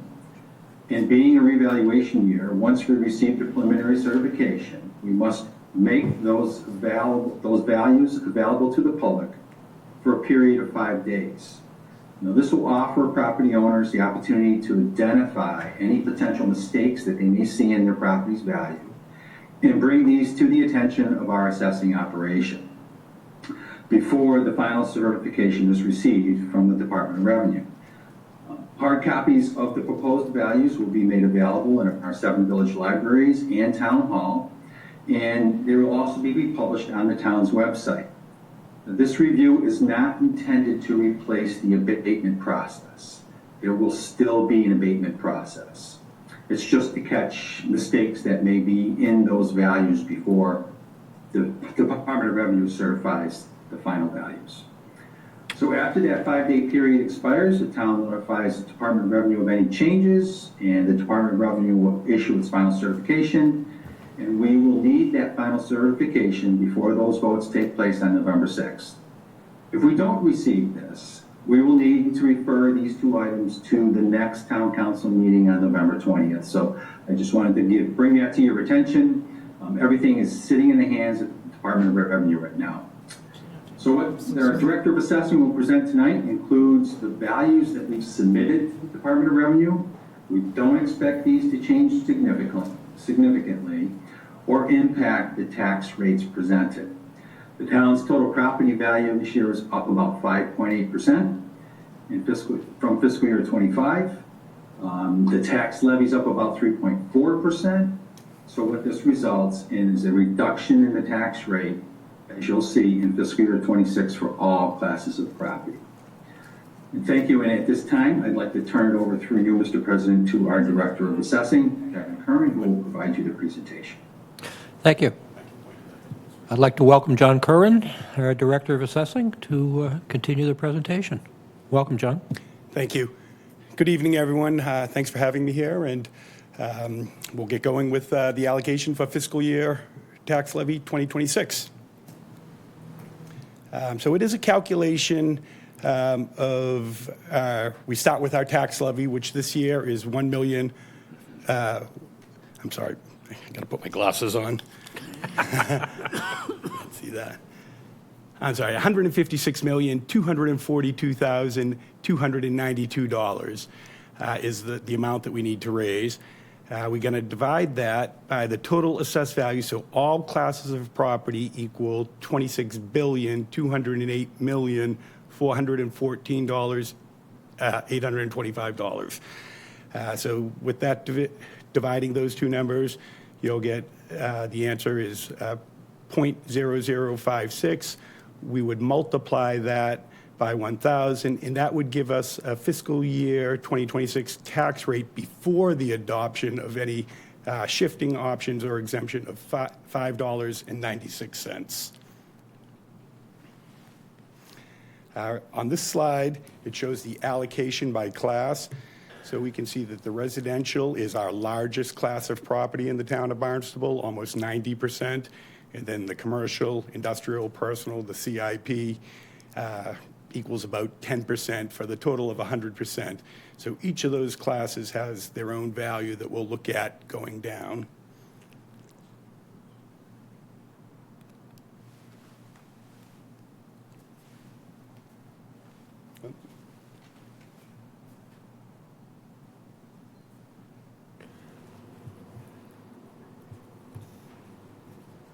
There we go. As nearly 90% of the taxable property is residential, there is a very small monetary benefit to the residential class from any shift. The residential rate declines about 3 to 4% with each shift illustrated in this graph, and the commercial, industrial, and personal property rate would increase about 30 to 31 cents. This will show you a line graph just showing the orange line is commercial, where you'll see the blue line is residential. Stays pretty level no matter what the shift is, but the commercial would bear more the higher we go up. The other component is our residential exemption. Town council can authorize up to 35% exemption for Barnstable residents. The property must be their primary residence of the owner and used for income tax filing purposes, and they must have owned the property on January 1st of 2025, this past year. The option shifts the taxes only within the residential, so commercial properties do not qualify for this. It does not change the levy amount itself. There are 20 communities out of the 351 communities in Massachusetts that adopted it, and you can see the list on the right of the communities that have adopted the residential exemption. Barnstable has had this in force since fiscal year 2006. This option reduces the taxable assessed value for each qualifying primary residence And Barnstable has approximately 10,922 qualified properties that would be eligible for this. The result of an adoption would be a higher tax rate for all residential properties and a deduction from qualified property value before the tax rate is calculated. So we'll take a look at that. The exemption, as I just mentioned, may not exceed 35% of the average assessed value of all residential properties. For us to come up with this number, to calculate the exemption, the average assessed value of all residential parcels must first be determined. So we can see that we already discussed the total residential value that we saw was the 23 billion, and we just simply divide that by the total amount of parcels in the whole entire town, which is total residential parcels, 25,713, which gives us an average residential value of $916,696. The adoption percentage is applied to that average value. The assessed valuation of each residential parcel that is the domicile of the taxpayer is then reduced by that amount before the tax bill is calculated. If we continue looking on this here, so we would have the 916 as the average value with a 25% exemption. So for this year, it would work out right off the top, anyone's assessed value that qualifies would be reduced by $229,174. The residential exemption impact on residential tax rate, and it does not have an impact on the CIP rate. So as we discussed, that the total residential value is the 23 billion. The value exempted would be about 2.5 billion. So the net value being taxed would be the 21,067,955,455. And the residential tax levy after that would be the 140,523,263. Thus leaving us with a residential tax rate with the exemption applied of $6.67 per thousand. As the residential exemption removes a portion of the property value subject to taxation, it results in a higher tax rate for the residential class as the same amount of taxes are levied on this class of property. Oh, might be frozen again. Oh, there you go.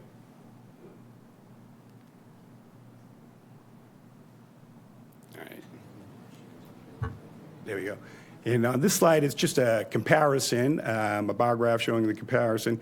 The break-even point, where there is no tax advantage for a primary resident with a 25% residential exemption, is $2,158,121.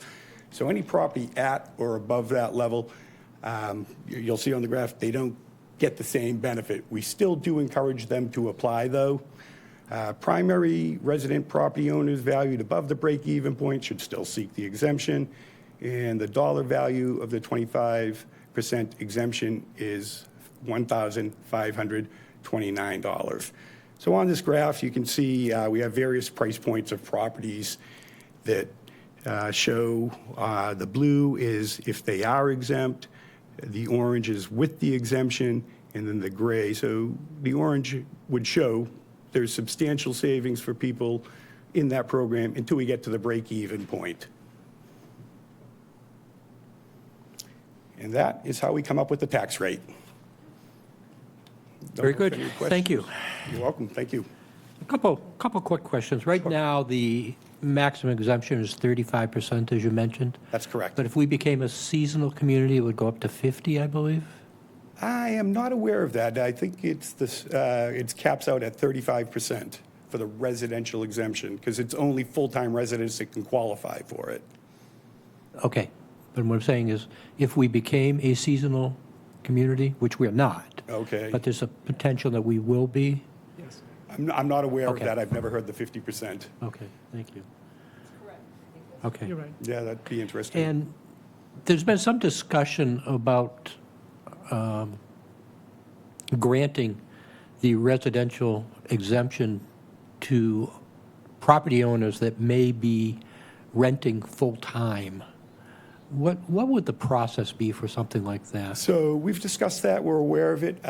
They just basically have to provide us with a lease showing that it's a 12-month rental, because it's trying to alleviate some of the short-term rentals and get some of these back for full-time rentals.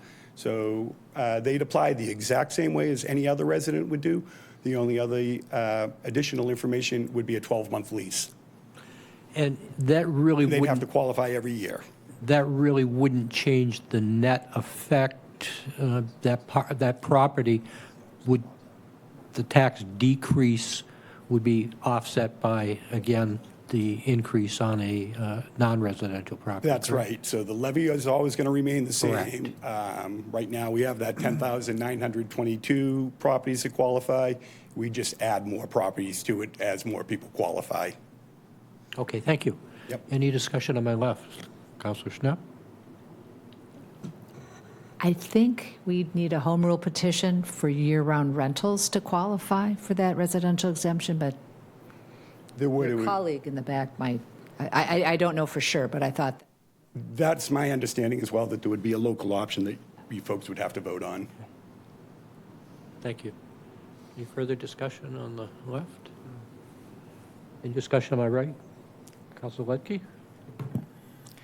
Yes, President Hamish, you are correct. Under the seasonal communities, you can go up to 50%. And I noticed on your list, like, Wellfleet, Provincetown, Eastham, they're all going to be in the seasonal communities designation. Barnstable would have to apply through a subsequent process that has not yet been identified. Oh, okay. So that's probably why you don't know about it, because it hasn't been quantified quite. But if you are a seasonal community, you can do that. And you can do other things that I know some of our residents have been huge proponents of. It's tiny homes, things like that. It opens up a lot of opportunities that we could take advantage of. Sure. This 5-day, I find it hard to believe anybody would do anything within 5 days. How often do our residents come forward in this 5 days, or do you do a review? Are you confident what you submitted is what they look at? We're always confident that what we submit is what they look at. This isn't, as Mark Milne mentioned, not to replace the abatement. This is more for if there's a data error, if someone had a pool removed and we didn't know about it and it was still being valued on their card, they could bring it to us and we could solve the problem right then and there, instead of having them go into the abatement period. But are you sending data back to the state that Yes, we some do. guy's So pool we have is gone? certain forms through a portal that we work with every day called Gateway, that we work with the state of Massachusetts, the Department of Revenue. And the actual form is called the LA4. It's where we list out all our values. And that's going in for preliminary certification. Upon preliminary certification, we will begin the 5-day public disclosure. Best case scenario, there are no changes. We just resubmit that same exact form for the actual LA4. But if there are some changes, we'll list those changes on whatever. The last year that we had a reval year, there were only 5 changes. Okay, so in people 2021. did participate.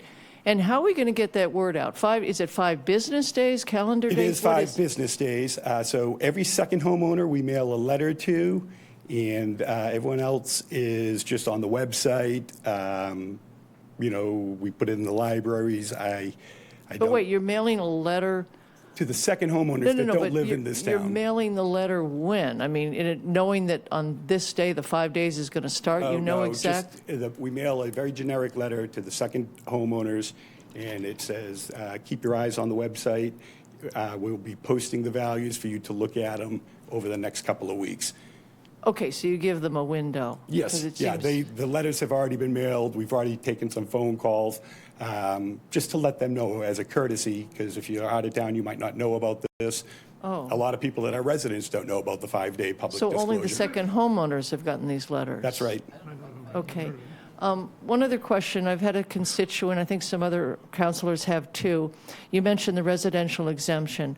We have individuals that are living in their homes, but through their estate planning processes, they have created trusts, which you can't really blame them for. No. But some of these trusts are not in compliance with Massachusetts state law. Can we have a robust section on your website so that people, when they consult with their attorneys, there's got to be a way that trusts can be done, or do you know this to be a fact?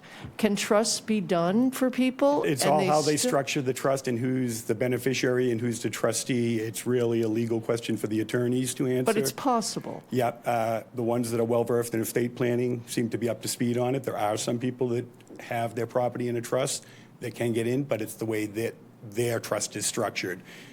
You cannot be the beneficiary or the trustee.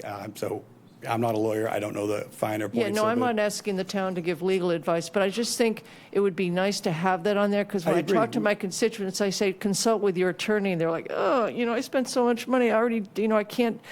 So it really is frustrating. So maybe a big banner like, before you do your estate planning, please make sure your attorney understands the mass, because they Yeah, can't we get the have a section where we residential. talk about Okay. that, so we can add some, different things just to let them know. I believe it's already in there, but might not be as robust as Maybe it just should needs be. to be robust, because it's a huge expense for people when they think they're living here and then they realize they can't take No, we advantage. get those calls quite often, I agree.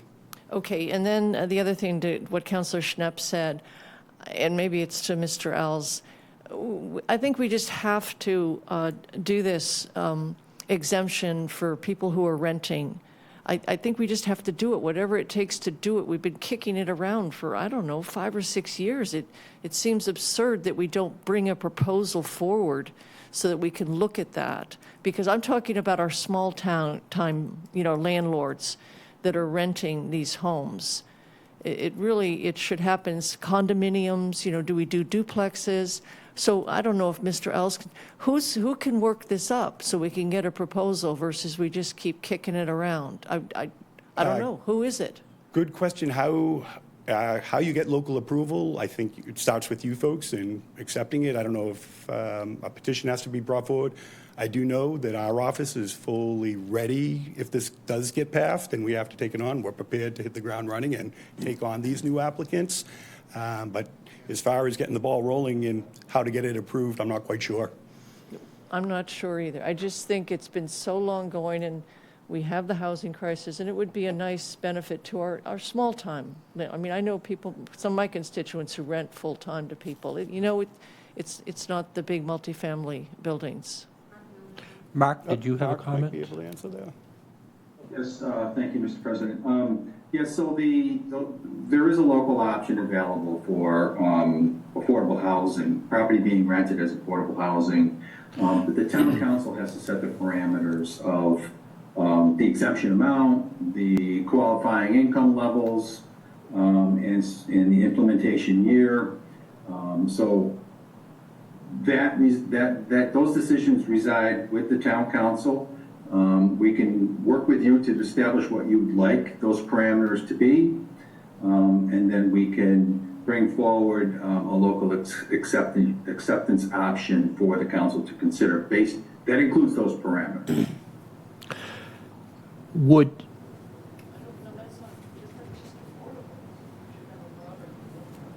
Is the residential exception, is it different for a renter, or does it max out at the same amount that you said there are different parameters, Mark. Does it max out at the same as the typical homeowner, depending on, obviously, on the valuation of their property, or is it different? It works a little different, yes. So the council has to establish what the exemption amount is, and what the income qualifying limitations are of the people in the rental property. So it's not exactly the same as the residential exemption, but the mechanics of it are the same when calculating a tax rate, but the qualification is a little bit different. There's different parameters for qualification. Thank you. And I can share the informational guideline release on this with all the counselors, so you can take a review it and see what's involved in establishing this exemption. Great, thank you. You're welcome. Thanks, Mark. Councilor Turkelson? Oh. Vice President Clark? Did you? No? Anyone else? Any other? Thank you, Mr. Curran. All right, thank you, councilors. Thank you, Mr. Milne. Okay, what I would like to do now is take a 10-minute break, and we will be back at We'll make it 9 minutes. We'll be back at 8 o'clock.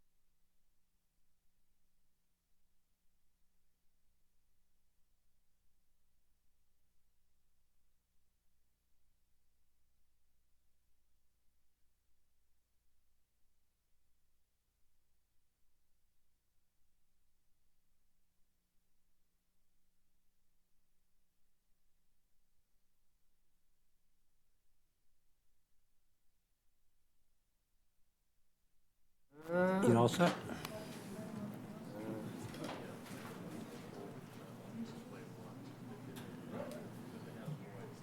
You're all set. Thank you. Okay, we will resume the meeting. We'll move on to the orders of the day. Councilor Burdick, would you mind doing 2026-037? I wouldn't mind at all. Let's see. 2026-037, right? It's an item of old business and may be acted upon by majority vote. Item 2026-037, appointments to a board, committee, or commission as written. Second. Okay, motion is made and seconded. Any discussion on 037? Seeing none? All in favor of 2026-037, indicate aye. Aye.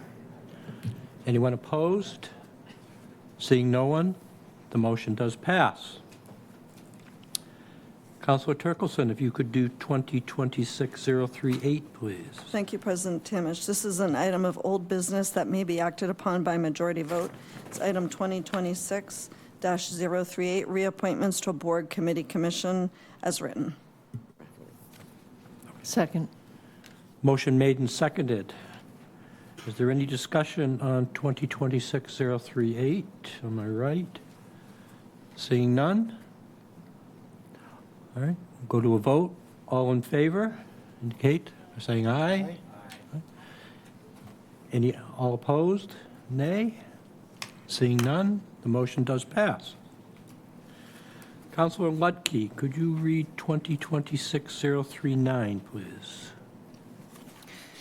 Okay, this is an item of old business. It has a public hearing, and it's a roll call majority vote.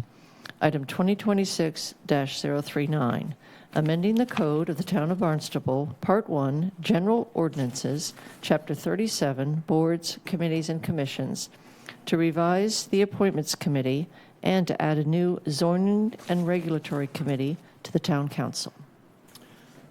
Okay, do I have a second? Second. Okay, motion made and seconded. Mr. Kupfer, you were presenting. Good evening. Thank you, Jim Kupfer, Director of Planning and Development. I'll quickly read in the rationale and then just give a little bit more explanation if that's okay.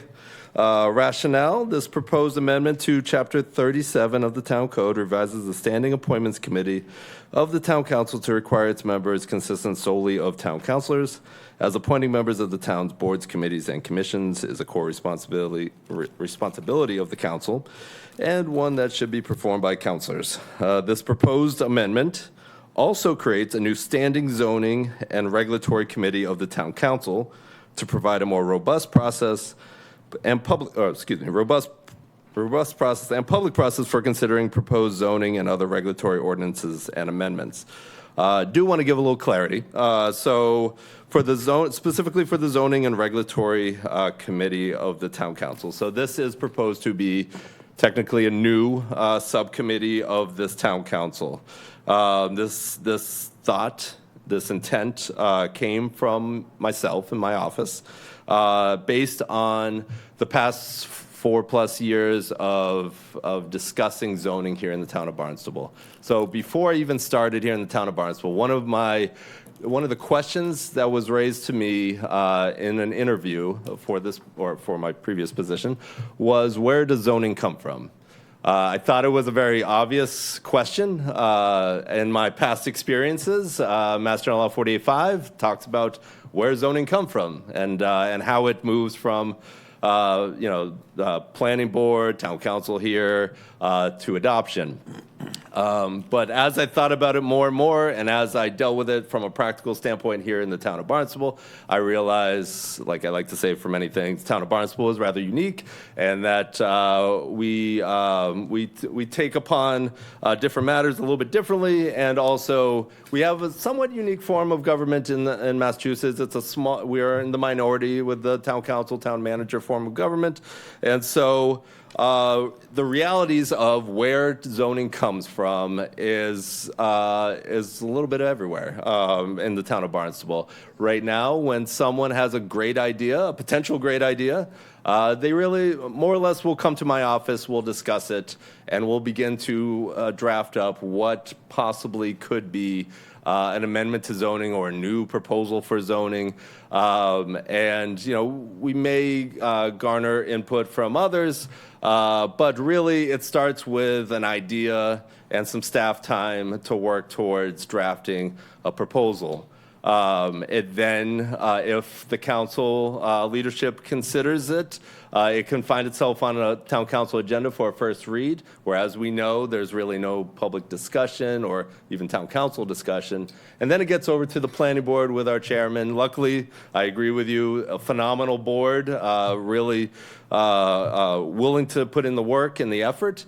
But they're put in a bit of a difficult situation where they are provided for the first time a draft of zoning, and likely a full room of the public who for the first time has seen a draft of zoning, and they're saying, where the heck did this come from? And so, we stand up and we say, well, this is an idea that was considered, and now is time for public comment. But I think rightfully so. Many folks feel like a lot of work is already put into this without hearing from those folks that might be able to provide some input.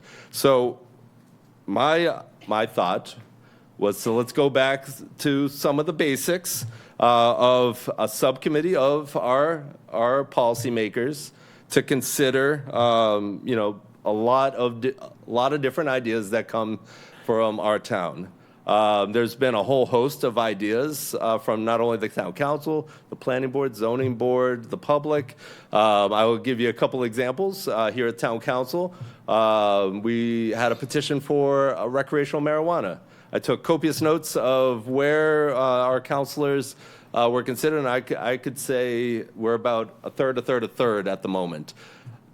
The direction was, hey, staff, go back and write an ordinance for us to consider.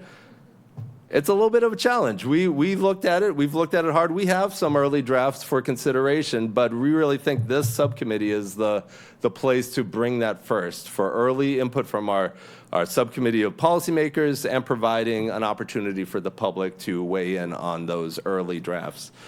Similarly, the Zoning Board of Appeals. I stood up here and discussed a matter in front of the Zoning Board of Appeals where they were getting routine applications, one after another, of accessory structures that don't quite fit in the setbacks.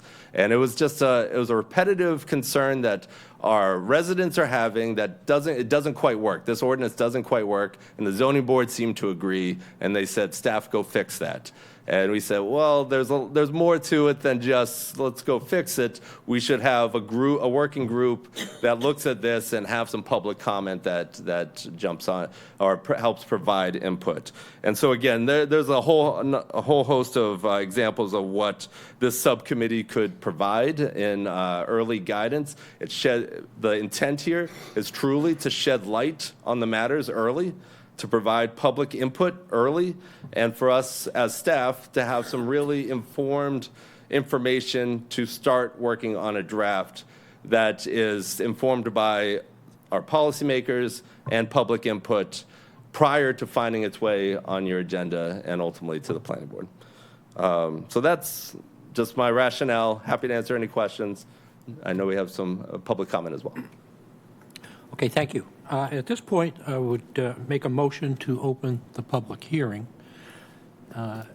Second. Motion made and seconded. All in favor of opening the public hearing?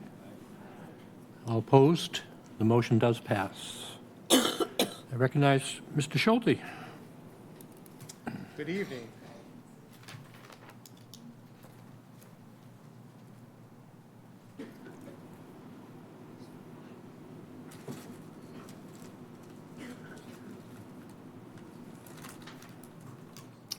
Good evening, councilors. My name is Bob Schulte, and I live in the village of Centerville. Thank you for the opportunity to make a few brief remarks about item 2026-39. You all should have received, and I hope read my comments as well as the proposed red line amendments that I included for your consideration during tonight's discussion of this item. I want to start by stating that I clearly understand that under Chapter 241, Section 241.8, Offices and Standards, the council has the authority to establish the two committees which are subject of this item, and that the council can specify the exact membership, term of office, responsibilities, etc. What I'm here to request is that regarding eligibility for membership, please do not exclude citizens from either of these committees by voting to make them council member only. Town Code Section 37.1 currently allows the possibility of citizen members on the Appointments Committee by specifying it shall consist of 5 members, not councilors, with at least 3 of those being members of the council. This section provides for up to 2 citizen members of the committee. While we don't currently have any citizen members on the Appointments Committee, the town code allows it. The item before you tonight will change that to exclude the possibility of citizen membership ever happening on this committee. Personally, I and a lot of other citizens believe that the town and its citizens would benefit from having a few citizen members on this committee that have human resource and executive search experience. I think it would be very helpful to the committee members on the Appointments Committee. With respect to the proposed Zoning and Regulatory Advisory Committee of the Town Council, I think it is absolutely essential that any such committee include both a mix of both councilors and at-large volunteers. With all due respect to our current council, as chair of the recently sunsetted Ad Hoc Zoning Committee, I can tell you firsthand that we have numerous citizens who possess far more professional experience and knowledge of zoning and regulatory issues than any of our current and likely future councilors will have. These are the people you want to have reviewing these types of proposed amendments. Once again, I feel very strongly that our town and its citizens would benefit greatly from having citizens with this background and experience as members of this advisory committee. Additionally, I believe it is critical to expand the manner and source of proposed zoning amendments and regulatory ordinances that can be provided to the committee for its review and recommendations. As it is currently drafted, it is too narrow, including as sources only the town manager and 1 or more councilors. I'll remind you that earlier this evening we heard Mr. Robichaud, chair of the Planning Committee, say that one way zoning proposals should come to the Planning Board are from the public. This item needs to be amended to explicitly include additional sources such as future ad hoc committees and citizen initiative measures, including petitions referred by the town council. Finally, I understand it's up to you to decide the composition and exact members of each of these committees, the terms of the offices, the exact responsibilities, etc. However, the ad hoc housing and zoning regulatory committees were 2 excellent examples of what councilors and citizens can accomplish when they work together for the good of the community. Please do not take 2 giant steps backward tonight by voting to exclude citizen membership and make these 2 very important committees council member only. In closing, I would just like to thank the councilors who will be stepping off the council, wish them well, particularly to Councilors Turkelson and Mendez, who are both active members of the Ad Hoc Zoning and Regulatory Committee, which I chaired. Thank you very much. Thank you.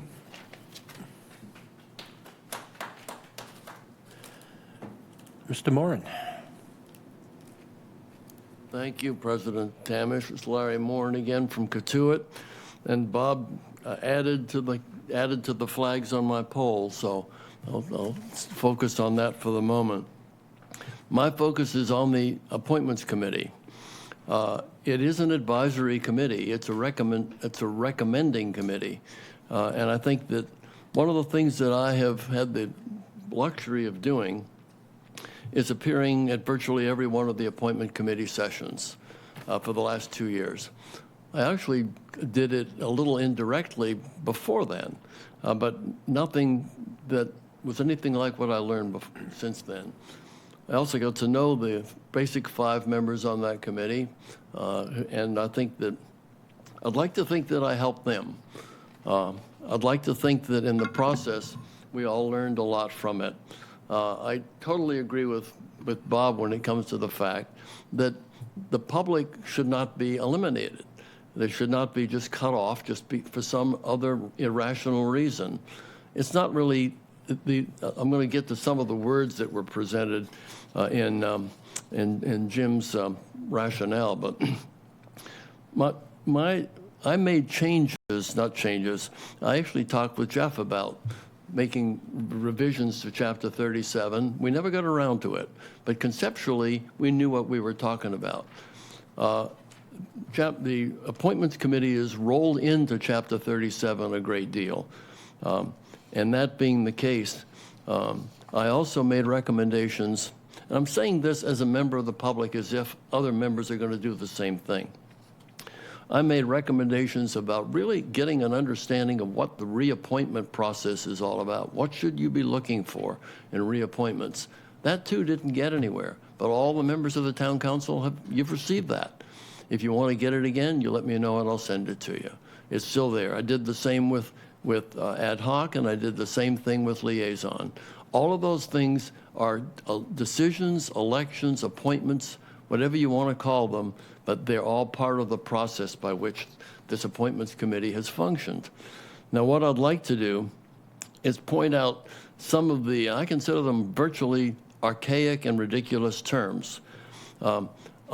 It says in this document, the second page, under 37-5, the purpose is a slate of persons. One of the first thing I asked Cindy when we were having a hearing, where's the slate of persons? She said, we haven't had them for years. We also get into some other words, like saying that the Appointments Committee is to advertise, invite town residents, openings of specific multi-member boards, the current, and then also submitting changes to these committees, to this process. Those terms just don't apply. None of the 5 people this past year, and Kirsten did an outstanding job as the chair. But more importantly, the whole thing was you just moved through. I just sat there and complimented you, and I think that's the way you would want the committee to be. So I would like to see, whether it's 5 people, 3 of whom are counselors and 2 public, or 7 with 5 counselors and 2 public. I think there's a way that can be done. The public member should not necessarily be barred from being the chair of the Appointments Committee, because the main thing you want to do is to have it move smoothly. And the chair can take a leadership position by delegating authority to different people to get things done. If you need to look up something about an applicant, if you need to smooth the process, let one of us in the community do that. That's what we still exist for. So I'm hoping that that's one of the ways you consider it. Now, my final point that I want to deal with, and I'm not being critical of Jim's description of the rationale, but let's look at some of the words that are used and the tone of these words. The word revises the town code. Is that really a revision of the town code? Is it a positive thing? What does revisions mean? The members will consist solely of counselors. That's pretty selective, isn't it? Aren't you really basically kicking the public in the knee? And the core responsibility of the council. I think it's an essential responsibility, but I'd never think of the appointments as being the core. The core is the decision process. It's the deliberation process. That's where your core is. And the final thing, this should be performed only by counselors. I just find that distasteful. So that being said, I hope that you come up with ideas that not only Bob has done, but you take mine seriously and anybody else that contributes. And if I have, I'm going to recirculate the documents that I've drafted. If any of you want it, I'll send it. If not, I'm just going to put it back in the mail again so everybody gets to see it. Thanks. Thank you. Anyone else from the public who would like to be heard? Mr. Richmond?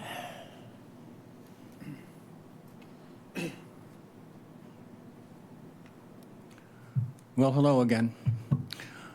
I think... Could you just identify yourself John for the record Richmond, again? Hyannis. Thank you. Again. Well, briefly, first of all, I echo everything Mr. Schulte has said. He's knowledgeable, and it's been great.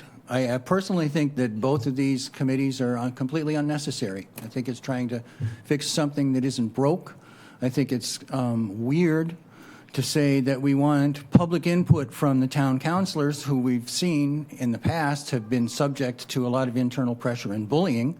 We want public input from the town councilors before we actually get real public input. I mean, what's the problem there? I don't see it. I don't see that this system is broken in any way or that it needs fixing in any way. I see something that may be administratively convenient, but typically whatever is administratively convenient is not good for the public. Thank you. Thank you. Any further public comment? Seeing none, is there any online comment? Okay. At this point, I would move to close the public hearing. All in Second. favor of closing the public hearing? Second. Motion made and seconded. All in favor, signify by saying aye. Aye. All opposed? The motion does pass. Council discussion. Councilor Neary. I appreciate the comments. Thank you, President Tamish, from the public. We had the committee on committees. Did that have any impact on this thing? We have a lot of committees. So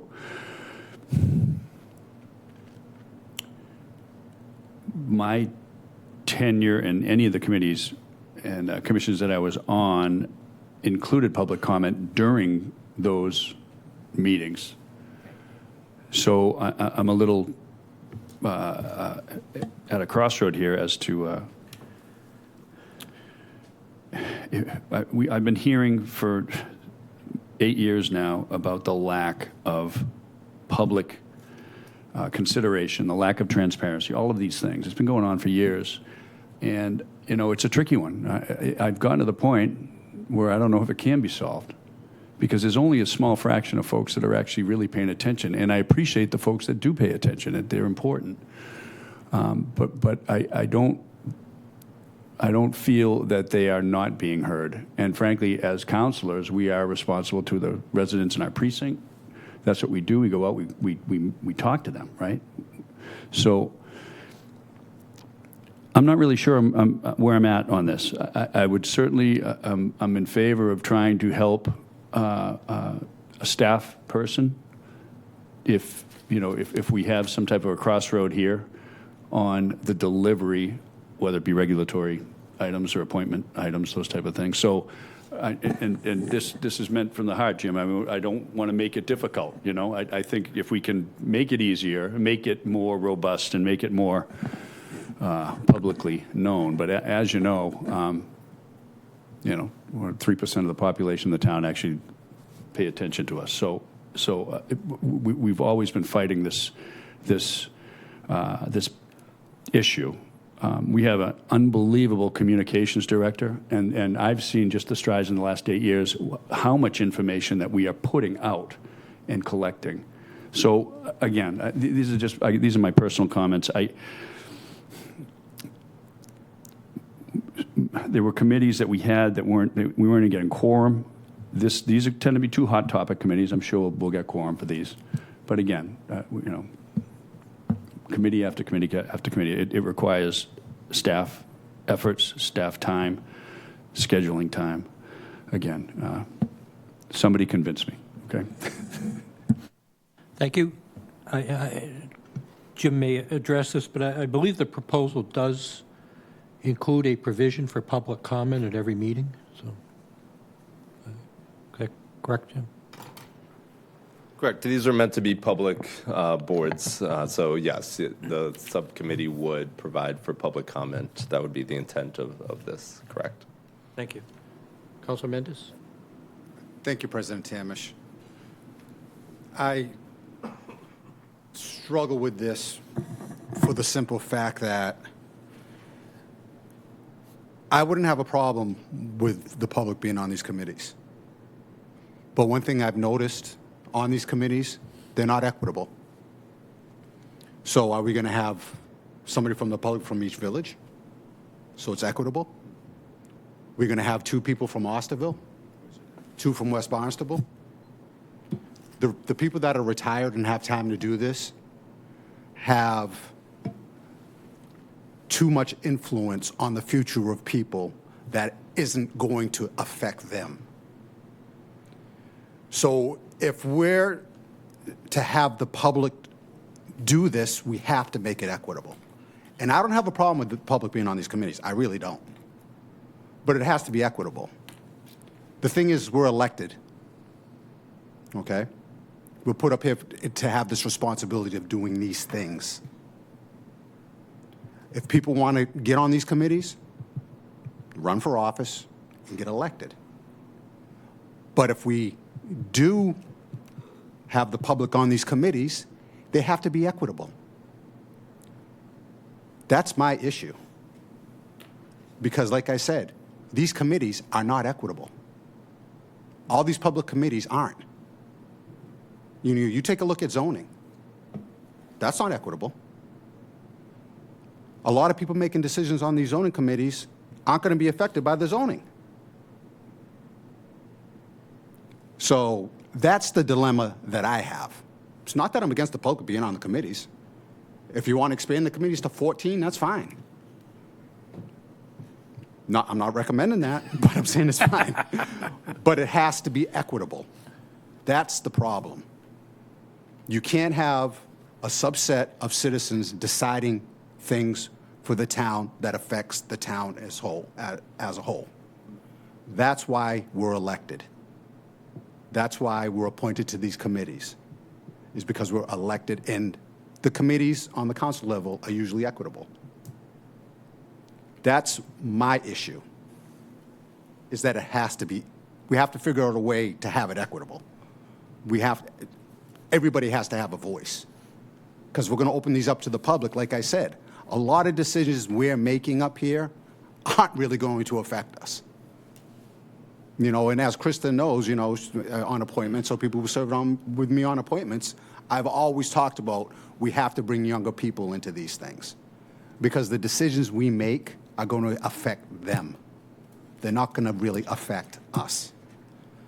So that's kind of my train of thought. That's where I'm, you know, I have my contradiction. I'm fighting myself, is because I want the public to be involved. I would love the public to be on these committees, but how are we going to make it equitable so it's fair to every village, not just the ones that can be here because they're not working, or they don't have children at home, or so on and so forth. That's my issue.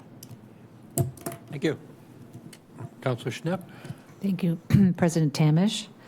I would agree with Councilor Mendez that the challenge of including citizens along with elected officials it's very hard to make sure that it's a representative group of people. And like Councilor Lucky has said, we are really a city form of government. And if you look at the committee structures of other city councils, and I know some of you have studied this, you will find a number of committees. Sometimes they have a finance committee, sometimes they have zoning, and sometimes it's only 3 councilors, and they do serve as a sort of intermediary between staff and the full council and leadership. And I think that is a good function.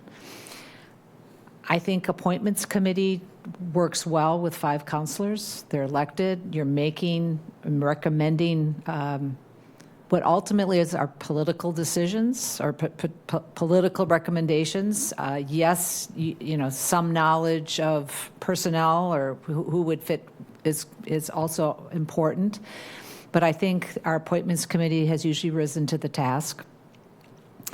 The Zoning and Regulatory Committee, as I mentioned in an earlier comment, having been on a Zoning and Regulatory Committee, chairing one, it involves a lot of public, opportunity for the public to weigh in.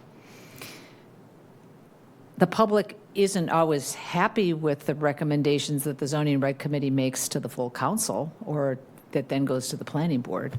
And I don't think adding citizens to that committee really is going to change the outcome of that. I'm a little of 2 minds. I totally understand having sort of, again, an intermediary body that would help kind of move things through, but it could also slow things up. We have 2 ordinances that have been referred to the planning board recently regarding home occupation and enforcement. And that basically was generated from, on the staff side, obviously from some of the work that was done by the Ad hoc Zoning and Regulatory Committee, so there's kind of a feedback loop there. But I would be concerned that, we also don't want to put a mechanism in that unintentionally delays things coming before the full council. So I don't think we're directing the Zoning and Regulatory Committee. It's very bare bones because I think but that may be something, if we do approve it, to be mindful of, to make sure that it's a standing committee and, we want to make sure it knows what its tasks are. So, thank you. Thank you. Councilor Crowe? Yeah, I would like to ask Jim, if you got a second. What was the impetus of changing this, especially in appointments? I don't remember ever having a citizen on those committees, but the possibility should be left open, I believe, and I don't see any reason to change this. There may be at some point you'd find a citizen or that would want to be on this that would help out in innumerable ways. So I don't see a reason to change this. Personally, I think it was fine the way it is, and the chair, the president determines who's on that committee, and it's always been councilors. So, but leaving the possibility of having people from the public beyond that, actually, it encourages the public to be more involved, I believe. At least, like, there's an opportunity if you work for it. I don't have any issues with the Zoning and Regulatory Committee, except one. It says it's 5 councilors, okay, and depending on who's the president of the town council decides who's on that, okay, and we've had factions on this council, and I think there's probably adamant people. There's 4 on each side, and there's people in the middle of that. But I think 7 would be a better number. In that would, and the reason why I'm saying this, and I know the town attorney's position on this because Craig told me, is that yes, and is that the worrying about people keeping it more close to a quorum and keeping people from talking to other councilors. I haven't seen that being a problem in the past. Okay, but at least it would prevent factionalism. Okay, in that on factionalism on the council, where you'd have there's adamant people on both sides, and some are I think it's even about the adamant, and then the people who are on the fence on a lot of issues. Okay, we need some of those people on the fence to be on that also, because I think that will prevent a future town council president from pointing their faction or one faction versus another, and that could be 4 of the 5 votes. And so I think it would be better with a larger number. I don't see it as a problem with having 7, and this is a voluntary committee by the councilors. You put your name in, and I think it's going to be a popular position beyond. So that's my argument on that. It's just I think it should be a little bit 2 more people on the committee, which will have a beneficial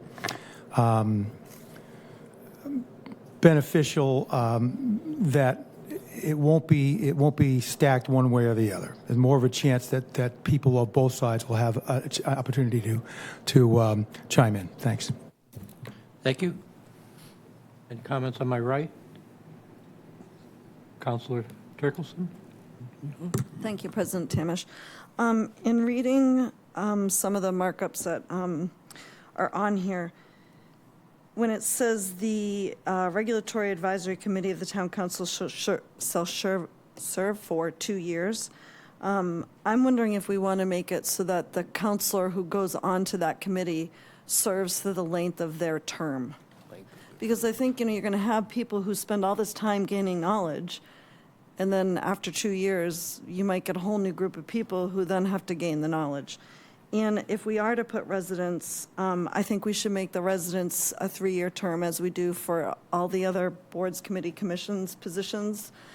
And on the subject of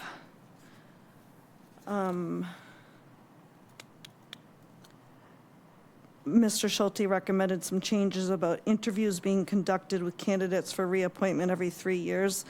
I understand the intent.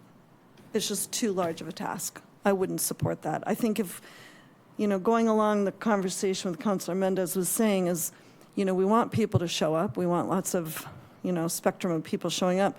But the reality is sometimes we don't have enough people showing up where we're at now, and we have openings.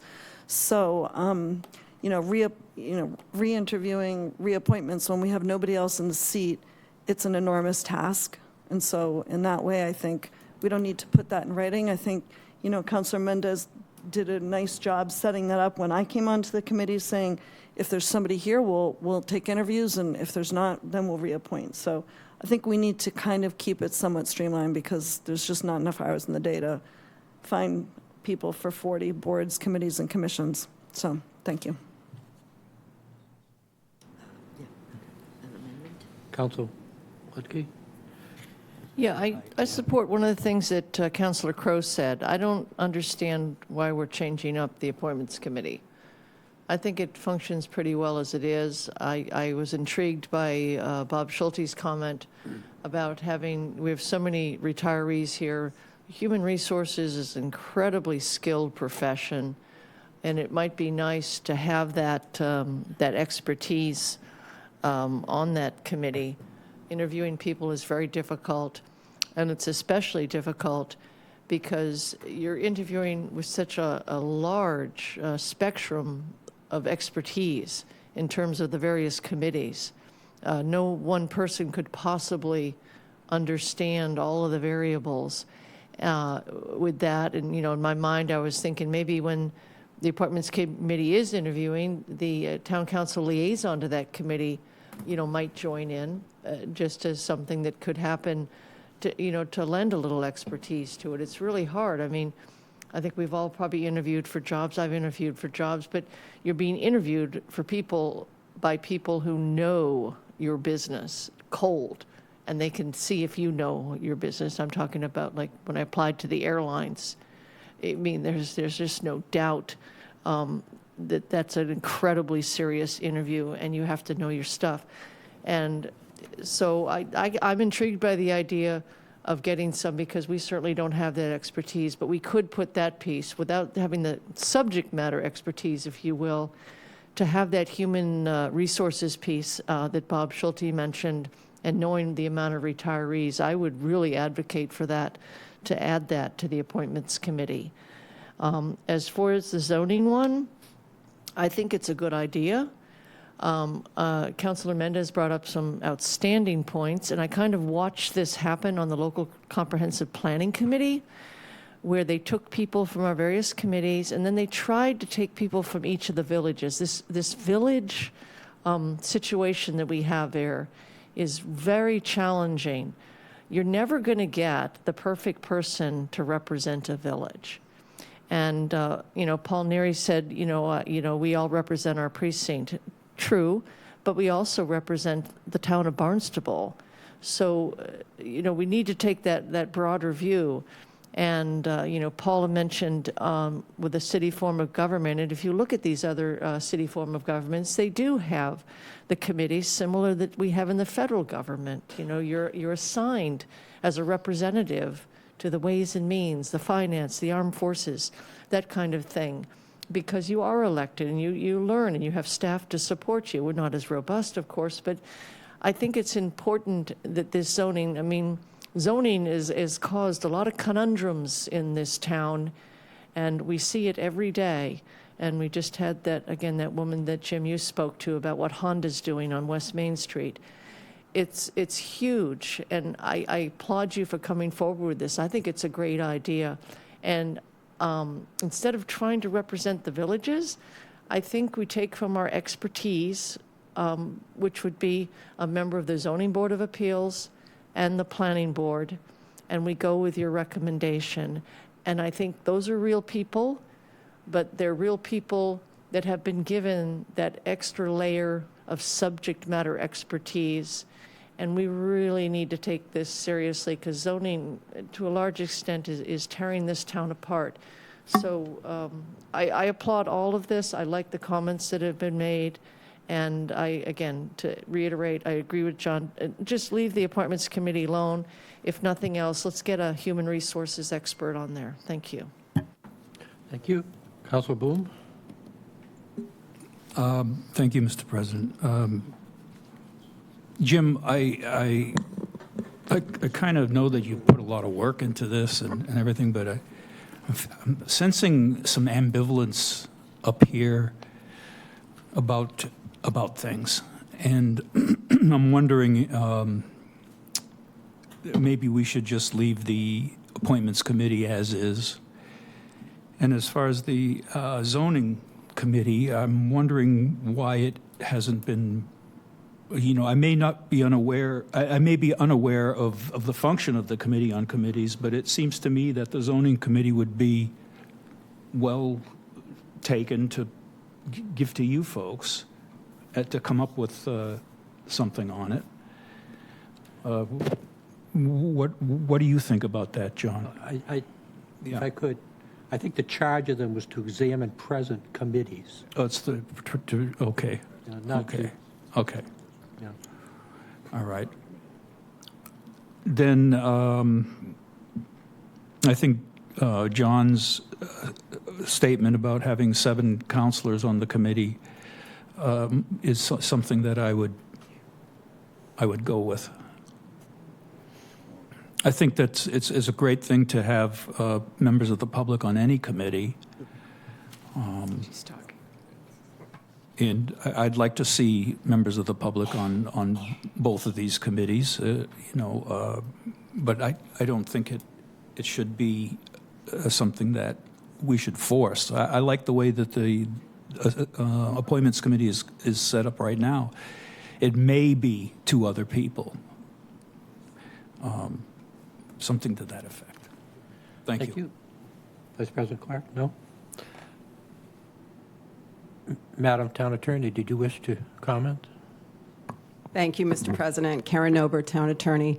I did want to mention that there is an amendment that was drafted that would actually do what Councilor Lutke suggested, which would add 2 more members to the Zoning and Regulatory Committee, and they would be the chair of the ZBA and the chair of the Planning Board, or their designees, another member of their boards. So I think that might be a good solution to get a 7-member board and to get the expertise that you're looking for. So I have an amendment drafted. If anyone, I can read it, but if anyone is interested in hearing that. Councilor? Could Attorney Nober also clarify, because there seems to be some confusion. I'm hearing that many counselors would like the appointments committee to stay as is. I believe the language that we're being asked to approve would codify that. So it would not necessarily codify. So the language that is currently in the appointments committee, it's basically left alone. We updated a little of the language about how we advertise, because now we have references to the website and social accounts, which we didn't have before. Let me just take a quick look. We did put in some language about interviewing candidates for reappointment. And the only really substantive change is the removal of the possibility of members of the public. In the time I've been here, I've never seen an appointments committee that was not all counselors. And again, these are standing committees of the council, which are different than ad hoc committees, which do have members of the public, and they're created for a specific period of time to do a specific task. I think that's worked really well. But these are standing committees. The appointments committee is a standing committee of the council. The other committee is a proposed standing committee of the council. And then again, if you were interested in adding the planning board and the ZBA. Excuse me. Thank you, President Tamish. And just one other thing, too.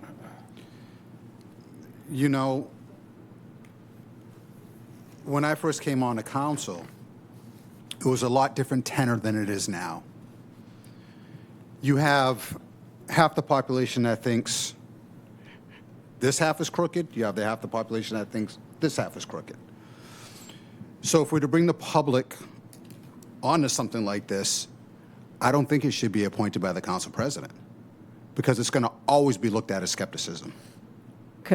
If I could just address that. So the way the appointments committee works is it is appointments. The appointments are made by the council president, but they are approved by the full council, and that approval structure was maintained for the new proposed committee. So again, it would be people would indicate their interest to the town council president. The president would make appointments subject to the approval of the full council, and that would be true for both committees. That's the way it works now for the appointments committee. Can I retort? Oh, sure. Again, I'll just use Craig because he's the council president. Not that you're crooked, but or trying to stack the deck. But Appreciate your comment. But say that the council president wanted to appoint somebody in particular. The council voted him down, and then he just refuses to appoint anybody else. What recourse do we have?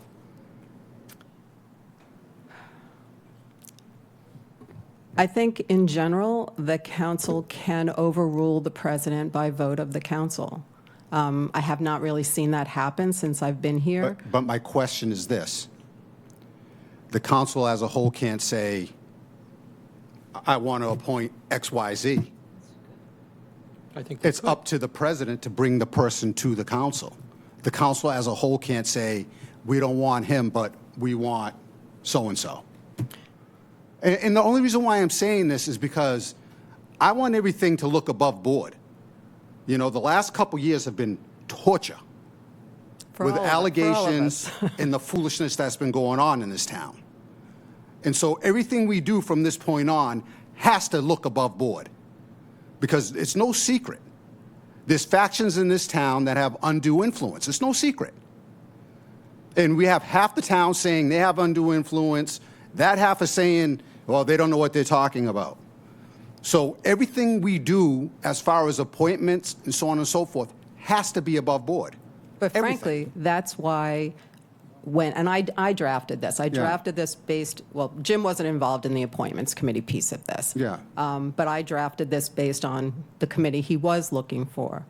But that's why when you just said people in this town have undue influence, you're the elected officials, and that's why I pared back the appointments committee, which plays a very important role. You are staffing all of the boards and committees of this town. Sure. And you are the people that the people of this town elected. And there are people in this town who have undue influence, who have a voice because they do show up, and good for them that they do that, but there are plenty of people who don't.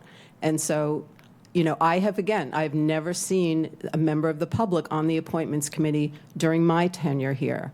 And that makes sense to me because this, to me, is a role that is the council's role. It is, you know, not to put too fine a point on it, it's your job. Yeah, and you know, I'm not arguing, you know, I'm not arguing with you at all. I'm just looking at it from my point of view where, you know, I want a smooth transition. I'm not going to be here in 2 weeks, thank God. I want a smooth transition. I want the next council not to go through what this council's gone through, to be honest with you, because it's been torture. It's been torture. And I don't want the next council to have to go through that.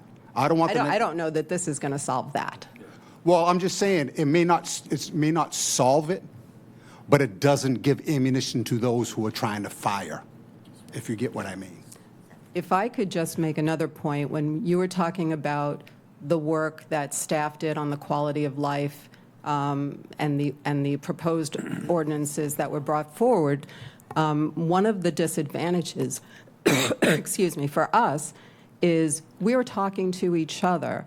And again, we're solving problems that have been raised to the town by a very small number of individuals. And because we're staff, we don't hear from the public in the same way that you do or that committees do where there's public comment. So, and we also don't have the opportunity, we're kind of taking our best guess at what we think might solve the problem that we've been asked to, you know, try to solve. So I think a real value of this committee, staff can do exactly what we did and then bring it to the committee and say, what do you all think? What does a subset of the council think? And let's hear from the public and give it a real vetting before it actually goes anywhere. And I think it would be very useful instead of having us basically guess, which is what we've been doing. All right. Councilor Burdick? Thank you. Can I, no, that's why no one called on me, because you thought I was going to move the question. And don't do that I was yet, 'cause gonna we have make an amendment. No, I know. I was Thank gonna you make for a point not of order and doing say that, I'm not a sir. repeat speaker, so. But at any rate, I want to hear the proposed, the language of the proposed amendment. That was what I was going to say, if I may. Councilor Ledke? I have some language here for you, Councilor Burdick. Okay, this is a proposed amendment to item 2026-039. This is the motion.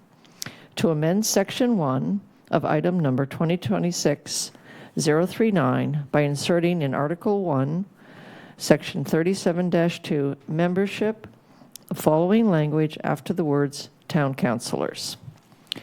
Provided that the membership of the Zoning and Regulatory Committee of the Council shall include the chair of the Zoning Board of Appeals or his or her designee, and the chair of the Planning Board or his or her designee, for a total of 7 members. So as amended, Section 37-2 would read as follows.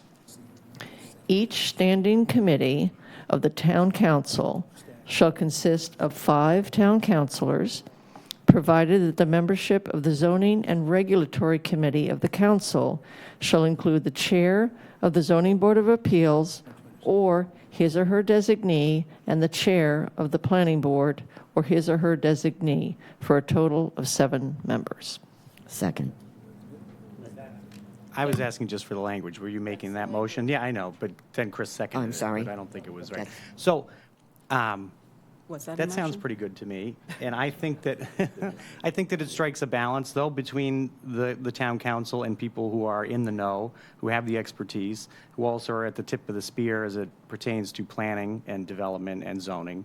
And so for those reasons, I would make that motion. Second.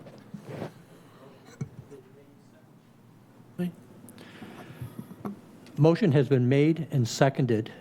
Would anyone like the motion to be read back, or does everyone understand the motion?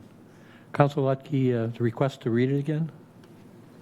Okay, here we go. This is the proposed amendment to item 2026-039.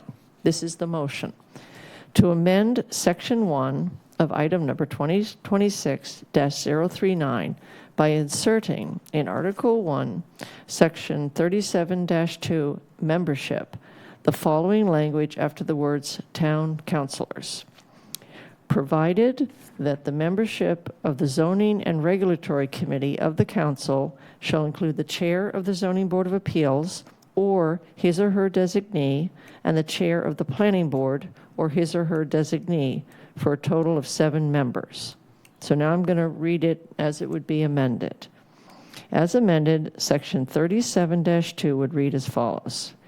Each standing committee of the Town Council shall consist of 5 town councilors, provided that the membership of the Zoning and Regulatory Committee of the Council shall include the chair of the Zoning Board of Appeals or his or her designee, and the chair of the Planning Board or his or her designee, for a total of 7 members. Thank you. Is there any discussion on the amendment? Councilor Crowe? This precludes the point I was trying to make, is that we're trying to have a wide range of counselors on this position. And we can maybe modify that to say that those 2 seats from the zoning board and the planning board can be permanent advisors or some other aspect versus, and also have the 7 members. So you have 7 members of the council, and the reason why I'm asking that is so that we don't have the factionalism we have now. Because appointment go to the president, whoever it is, will make his appointments. But if that president decides that they're not going to be fair with both sides, it's more than likely they'll be unable to get 7 members that are all on the same side. Well, John, excuse me, just as a point of information, we're discussing the amendment, this amendment. Yeah, all right. That's, you can make an amendment, you can. I would like to modify that amendment with having then 7 counselors will be on this committee, and not make it a 9-member committee, but have I don't know what to call it, but to have 2 permanent advisors, one from the Zoning Board of Appeals and one from the Planning Board. Planning board. Okay, there's a request for an amendment to the amendment. Is there a second? Not seeing a second. So any further discussion on the amendment, the main amendment? Councilor Lutke? Well, my only concern is that if we get too tangled up in conspiracy theories, we're not going to achieve anything. You know, if there's no trust, then, you know, this whole town doesn't work. I mean, there has to be some trust, and it's sad, you know, for me to hear what Jeff says. I don't see the last 2 years as being bad. There's differences, but my goodness, this level of conspiracy theory, I find it frightening and bizarre. And I think we should have a better trust in people. I mean, we all kind of spoke about Stephen Robichaud, and my goodness, I mean, making them. I like the amendment, and I'd like to vote on that amendment. Okay, any further discussion on the amendment? Seeing none, all in favor of the motion as amended? Of the amendment, excuse me, of the amendment to the motion. Verbiage. So I just No, want there's a motion on the table to amend. To amend, the The motion original to amend, as Councilor Lutke read, okay? So any further discussion on the motion to amend? All right? Everyone in, Councilor? I'm a little confused. Is this Mr. Crow's amendment? No. No, he did not get a second. Okay, that was my question. It's Okay. the amendment that Councilor This is the amendment that Councilor Thank Lutke you. read. Just want to make sure. All in favor of the amendment as read by Councilor Lutke, indicate by saying aye. No. Oh, this is a roll no, call. It's just, not for the amendment, for the final item. Not on the amendment, okay. Indicate by saying aye. Aye. Aye. Opposed? Sorry? Note that Councilor Bloom is abstaining. I'm a no. And Councilor Crowe is a no. Could I make an additional comment? Certainly. I also wanted to mention that even if there's concern about a committee being stacked, which is what you're basically saying, this is an advisory committee. It's a committee that's going to spend time working on something, listening to the public, producing something for the full council to act on.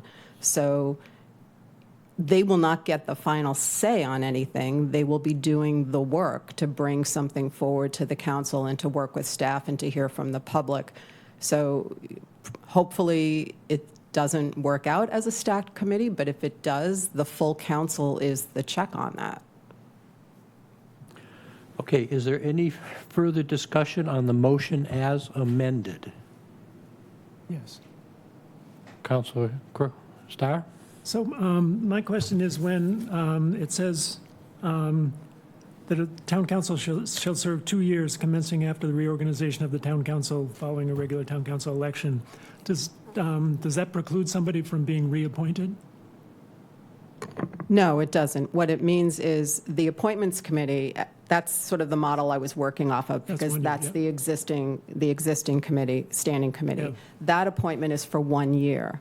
And it was suggested to me that the zoning and regulatory committee should be for a longer period of time, because the issues, you're getting into issues, you're spending a lot of time, and you wouldn't want to sort of artificially cut it short because a year is up. Right. So that was the thinking, at least. Whether you agree with it or not, you can certainly change it, but that's why that committee was made for 2 years. I'm just concerned about a whole overturn of the whole committee, you know, in the middle of the process. Yeah, I mean, just, you know, the process is the council president appoints, and Yeah. so if similar people say they're still interested, the president would make a decision. Okay, thank you.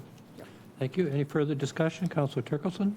Just to Attorney Nober's point and Councilor Starr's point, as I said earlier, I mean, I'm just throwing it out there that if you're a person like me who has two-year term and I'm here and gone, then I'm off the committee, versus somebody like Councilor Burdick who's got a 4-year term. Maybe you want him to stay in the committee because he's been spending the time, you know, with the knowledge and, you know, I mean, I think that might become where we start getting a stacked committee is all of a sudden we don't like what Councilor Burdick is saying and his 2 years is up and we're going to get rid of him.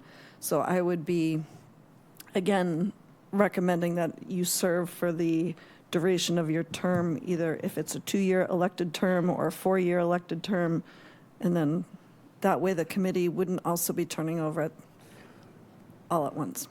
Well, everyone will now have a 4-year term. It's only once every 10 years that we have the 2-year term. Right. Everyone now on the council will have a 4-year term. What about the years where it does happen, where you have this? It only happens once every 10 years. But it happens. It does happen. So we're planning for something that we know is going to happen. That's all I'm saying. Okay. It's not an anomaly. It happens every 10 years. All right. Any further discussion?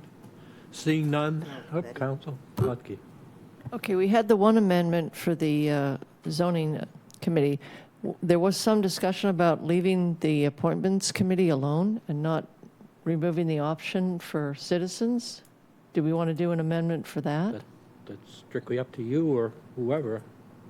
I think there were enough people that said that that option was kind of nice to have. Whether or not it's been exercised, I think it's nice to have.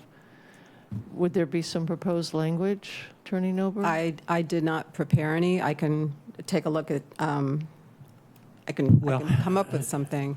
Essentially, would it be to eliminate all references to the appointments committee and leave it as it is, or would there be a change? Well, there are other updates in here.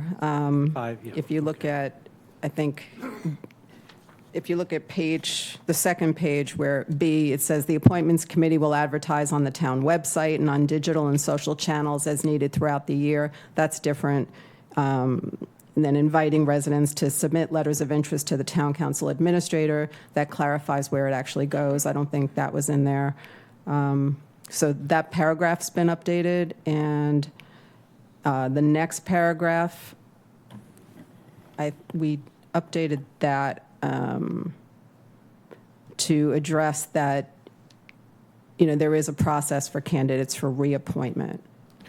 Okay, I can pull up what the old language is if I can grab my phone if you want, but what the current Would the section 37-2 then perhaps in essence stay the appointments committee as we changed it to include a member of the zoning and a member of the planning board, that the appointments committee may include up to 2 members of the public? Is that,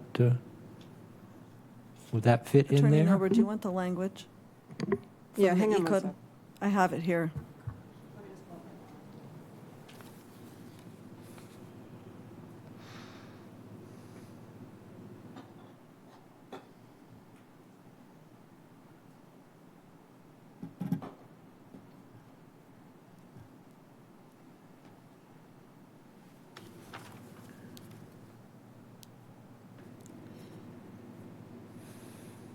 Okay, so it currently says there shall be a standing appointments committee of the town council which shall consist of 5 members. At least 3 out of the 5 members should be town councilors. And let me see if it says anything else. And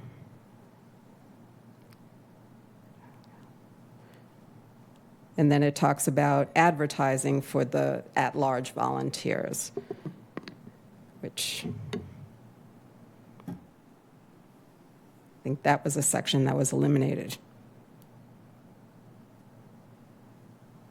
Can I ask a question? Okay. Would it make sense to remove Section 1?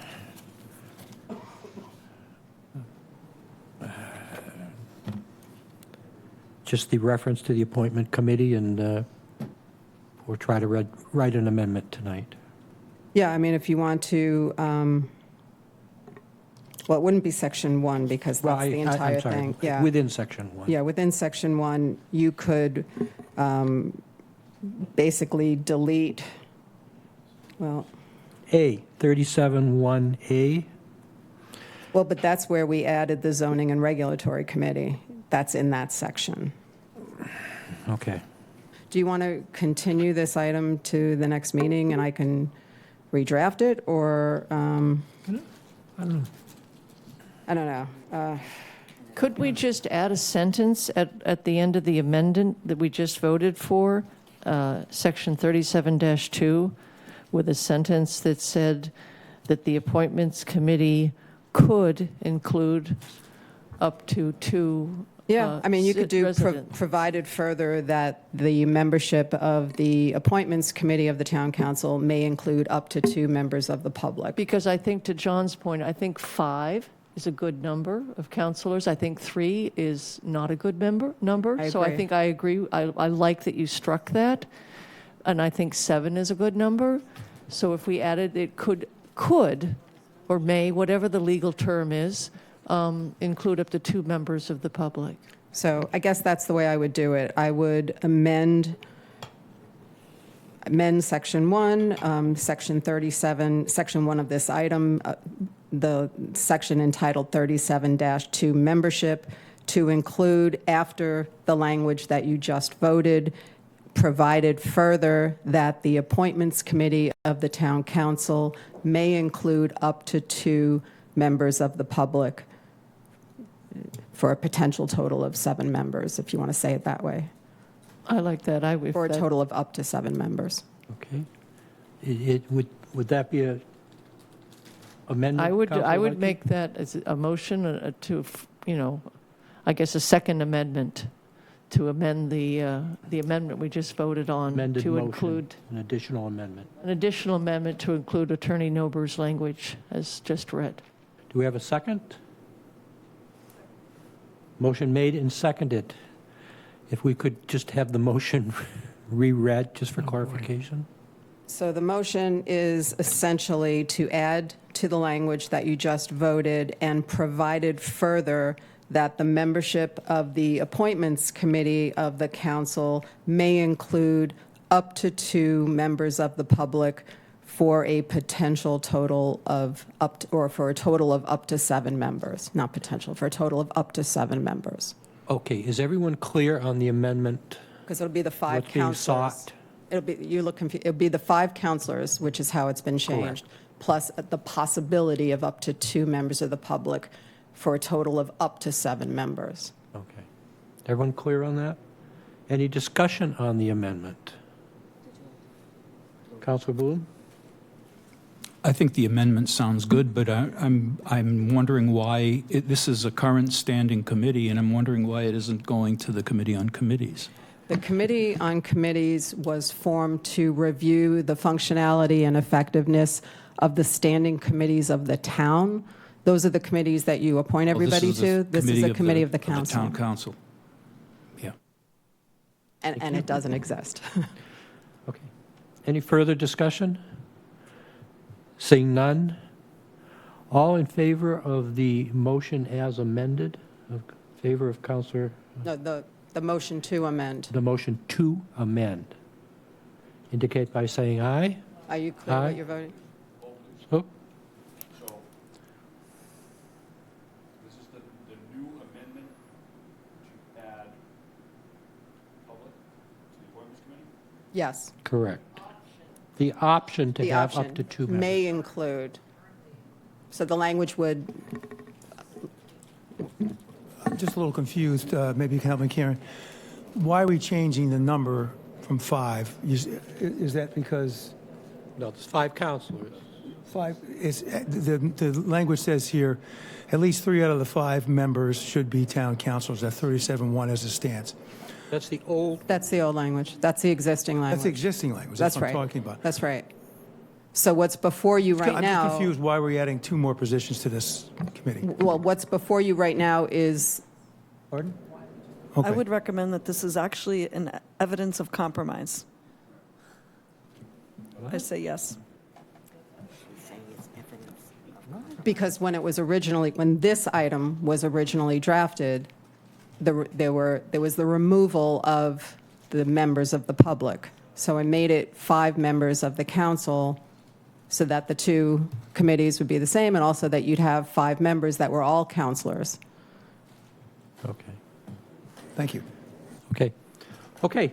The motion has been made. Is everyone clear? We will have a vote. All in favor of the motion to amend? By saying aye? Aye. Aye. All opposed?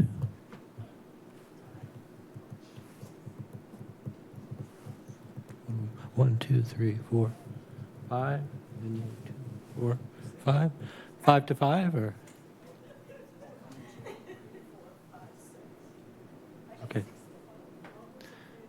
Again, Maybe do a just to roll- clarify, do a all roll in call. favor, Maybe raise do a your roll hands, call. please. Just 1, 2, 3. 1, Okay. 2, 3. So the motion does pass. Okay? All right. So if we could move on to the main motion as amended. Is there any further discussion on the main motion as amended? Seeing none? All in favor of the main motion? This is a roll call. Oh, it's a roll call. I'm sorry. Thank you. Counselors. Burdick. Yes. Clark. Yes. Crow. Abstain. Ludke. Yes. Mendez. Yes. Neary. Yes. Schnapp. No. Starr. Yes. Tamish. Yes. Turkelson. Yes. Bloom. Yes.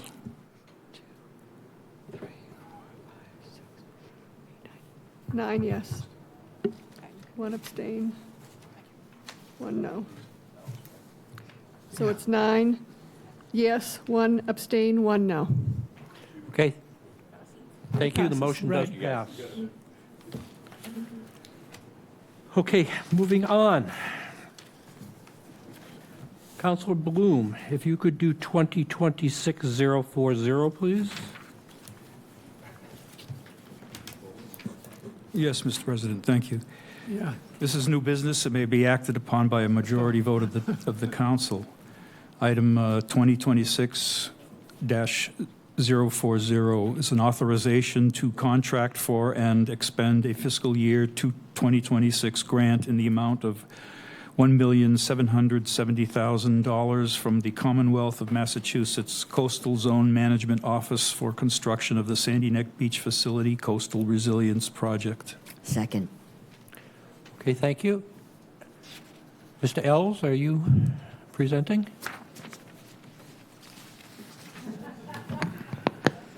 I believe so. I believe so. Last man standing? Which I'm glad to do so. Thank you. Mark Ells, Town Manager. Town of Barnstable was awarded $1.77 million grant from the Commonwealth of Massachusetts Coastal Zone Management in fiscal year 2026, Coastal Resiliency Grant. This grant will offset a portion of the construction costs of the project for managing coastal resiliency at Sandy Neck Public Beach Facility. This is certainly a significant portion. There is a $200,000 match required by the town, and those funds were already appropriated in the 2025 CIP from the Sandy Neck Enterprise Fund. So this just, if, in the rationale in the 3rd section, it lays out the various components of cost, and this is fulfilling one of those major components in an outside grant from CCM. Thank you. Thank you. Any further discussion or question for Mr. Ells? Am I right? Am I left? Okay. Seeing none, we'll move to a vote, and this is just a majority vote. Okay. All in favor of the motion, by saying aye? Aye. Opposed? Seeing none, it passes unanimously. Thank you. Thank you. 2026-041. Councilor Crowe, could you read that in, please? Absolutely. This is an item of new business and may be acted upon by a majority vote. 2026-041, transfer order in amount of $1,716,000 for the purpose of replacing the borrowing authorized for the design and construction of aircraft hard stands on the terminal apron. Second. Thank you. Good The evening. floor is yours. Thank you.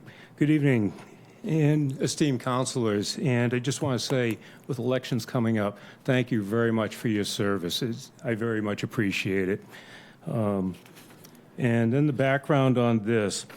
At the September 4th, 2025 Town Council meeting, the Town Council approved an appropriation and loan order for $1,716,000 to fund design and construction of hard stands on the airport apron. The action allowed the airport to go forward with contracting for this time-sensitive work. On September 30th, 2025, the town received its free cash certification from the State Department of Revenue, which included the amount available in the Airport Enterprise Fund. The Airport Enterprise Fund's reserves were certified at $15.6 million.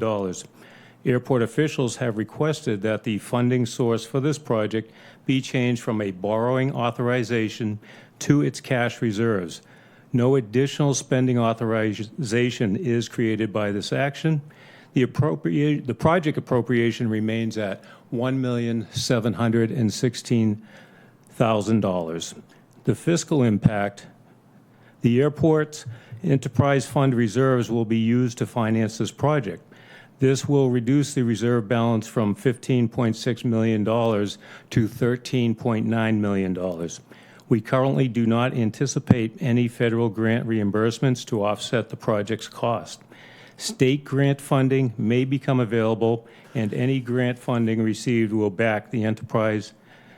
add back the enterprise's fund reserve balance. There is no operating budget impact as a result of this action on the Airport Enterprise Fund.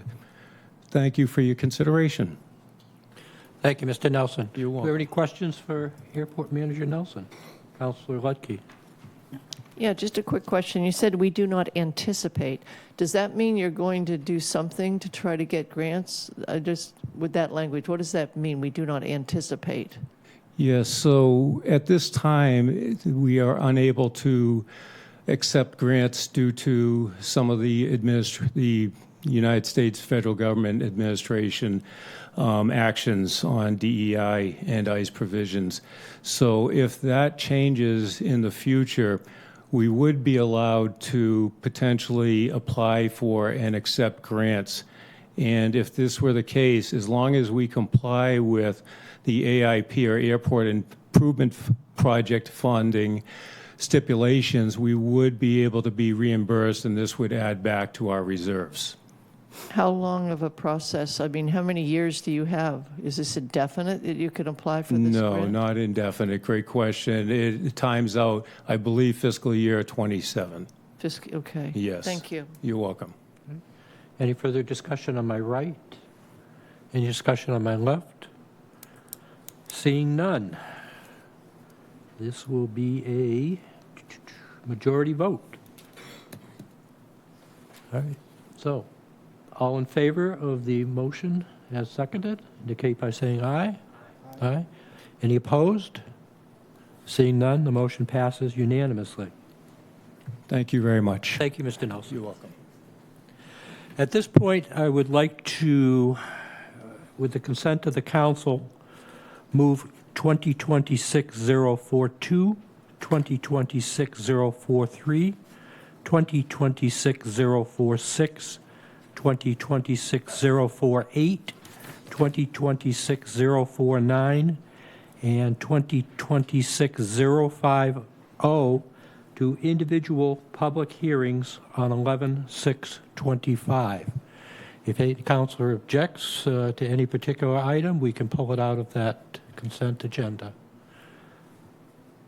Do I have a motion to move those all? So moved. Second. Moved and seconded. All in favor of moving those items to individual public hearings on November 6th? Indicate by saying aye. Aye. Opposed? Seeing none.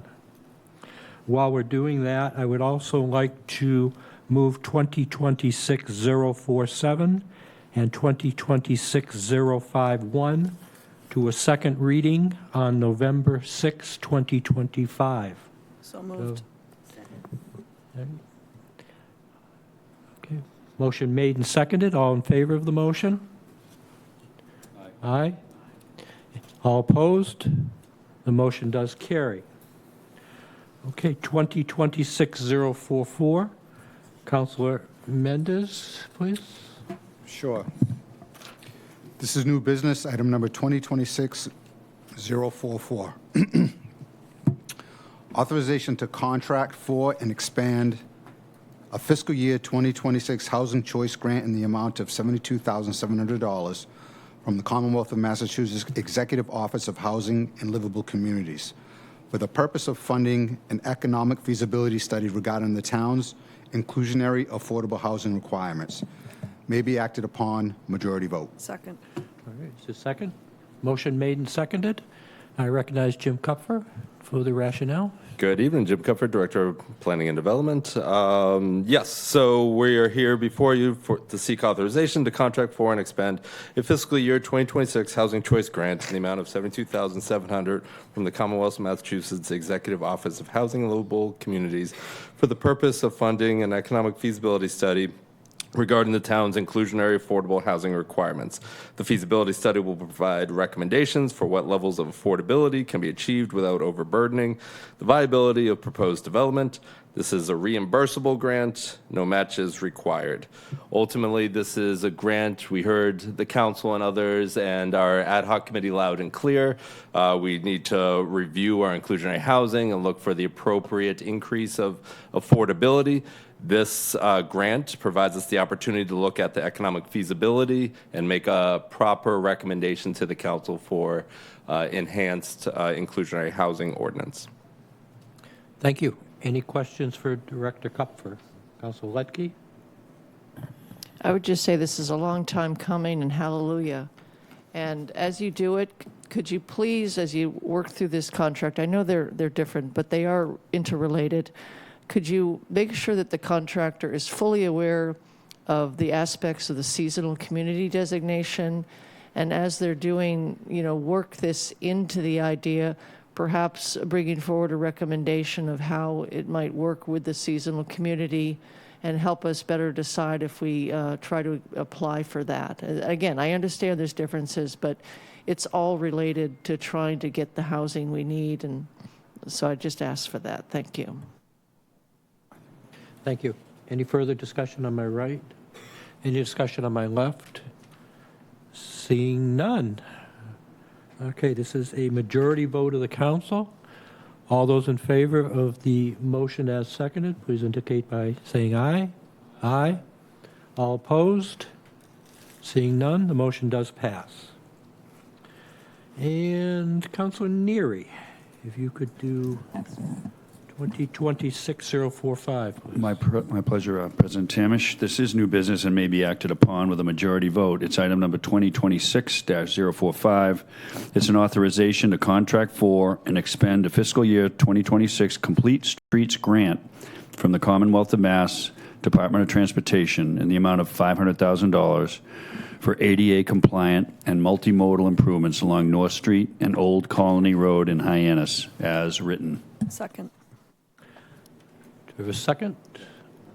Okay, motions are made and seconded. And again, Mr. Kupfer. Good evening, Jim Cupford, Director of Planning and Development. For this one, we're seeking authorization to contract for and expend fiscal year 2026 Complete Streets grant from the Commonwealth of Massachusetts Department of Transportation in the amount of $500,000 for ADA compliant and multimodal improvements along North Street and Old Colony Road in Hyannis. The grant will fund the construction of ADA multimodal improvements along North Street and Old Colony. Both the roadway improvements are identified as top priorities within our town's Complete Streets prioritization plan. Additionally, the improvements align with the town's Great Streets Downtown Hyannis plan, through which construction drawings have been developed to re-envision how Main Streets, Hyannis, and surrounding streets and intersections are designed and function. This is, once again, a reimbursable grant, and no match is required. This ultimately is as a result of our discussions with the public during the Great Streets project and increasing and improving our ADA compliant aspects of the plan and project, and adding additional multimodal improvements where we could. And also, as mentioned, it brings together both the Great Streets and the Complete Streets planning initiatives that we've undertaken. Okay, thank you. Any questions on my left? Councilor Starr. So you say multimodal, does that include bike, you can put a bike path on, there's sidewalks on both sides of North Street now? Right, not in the area where this is going to increase that sidewalk and actually create a shared use path from where it leaves off all the way to the West End Rotary. So that section of area that we've received a lot of concerns about, we're actually going to be able to infill that. Excellent. What's that? How's that going?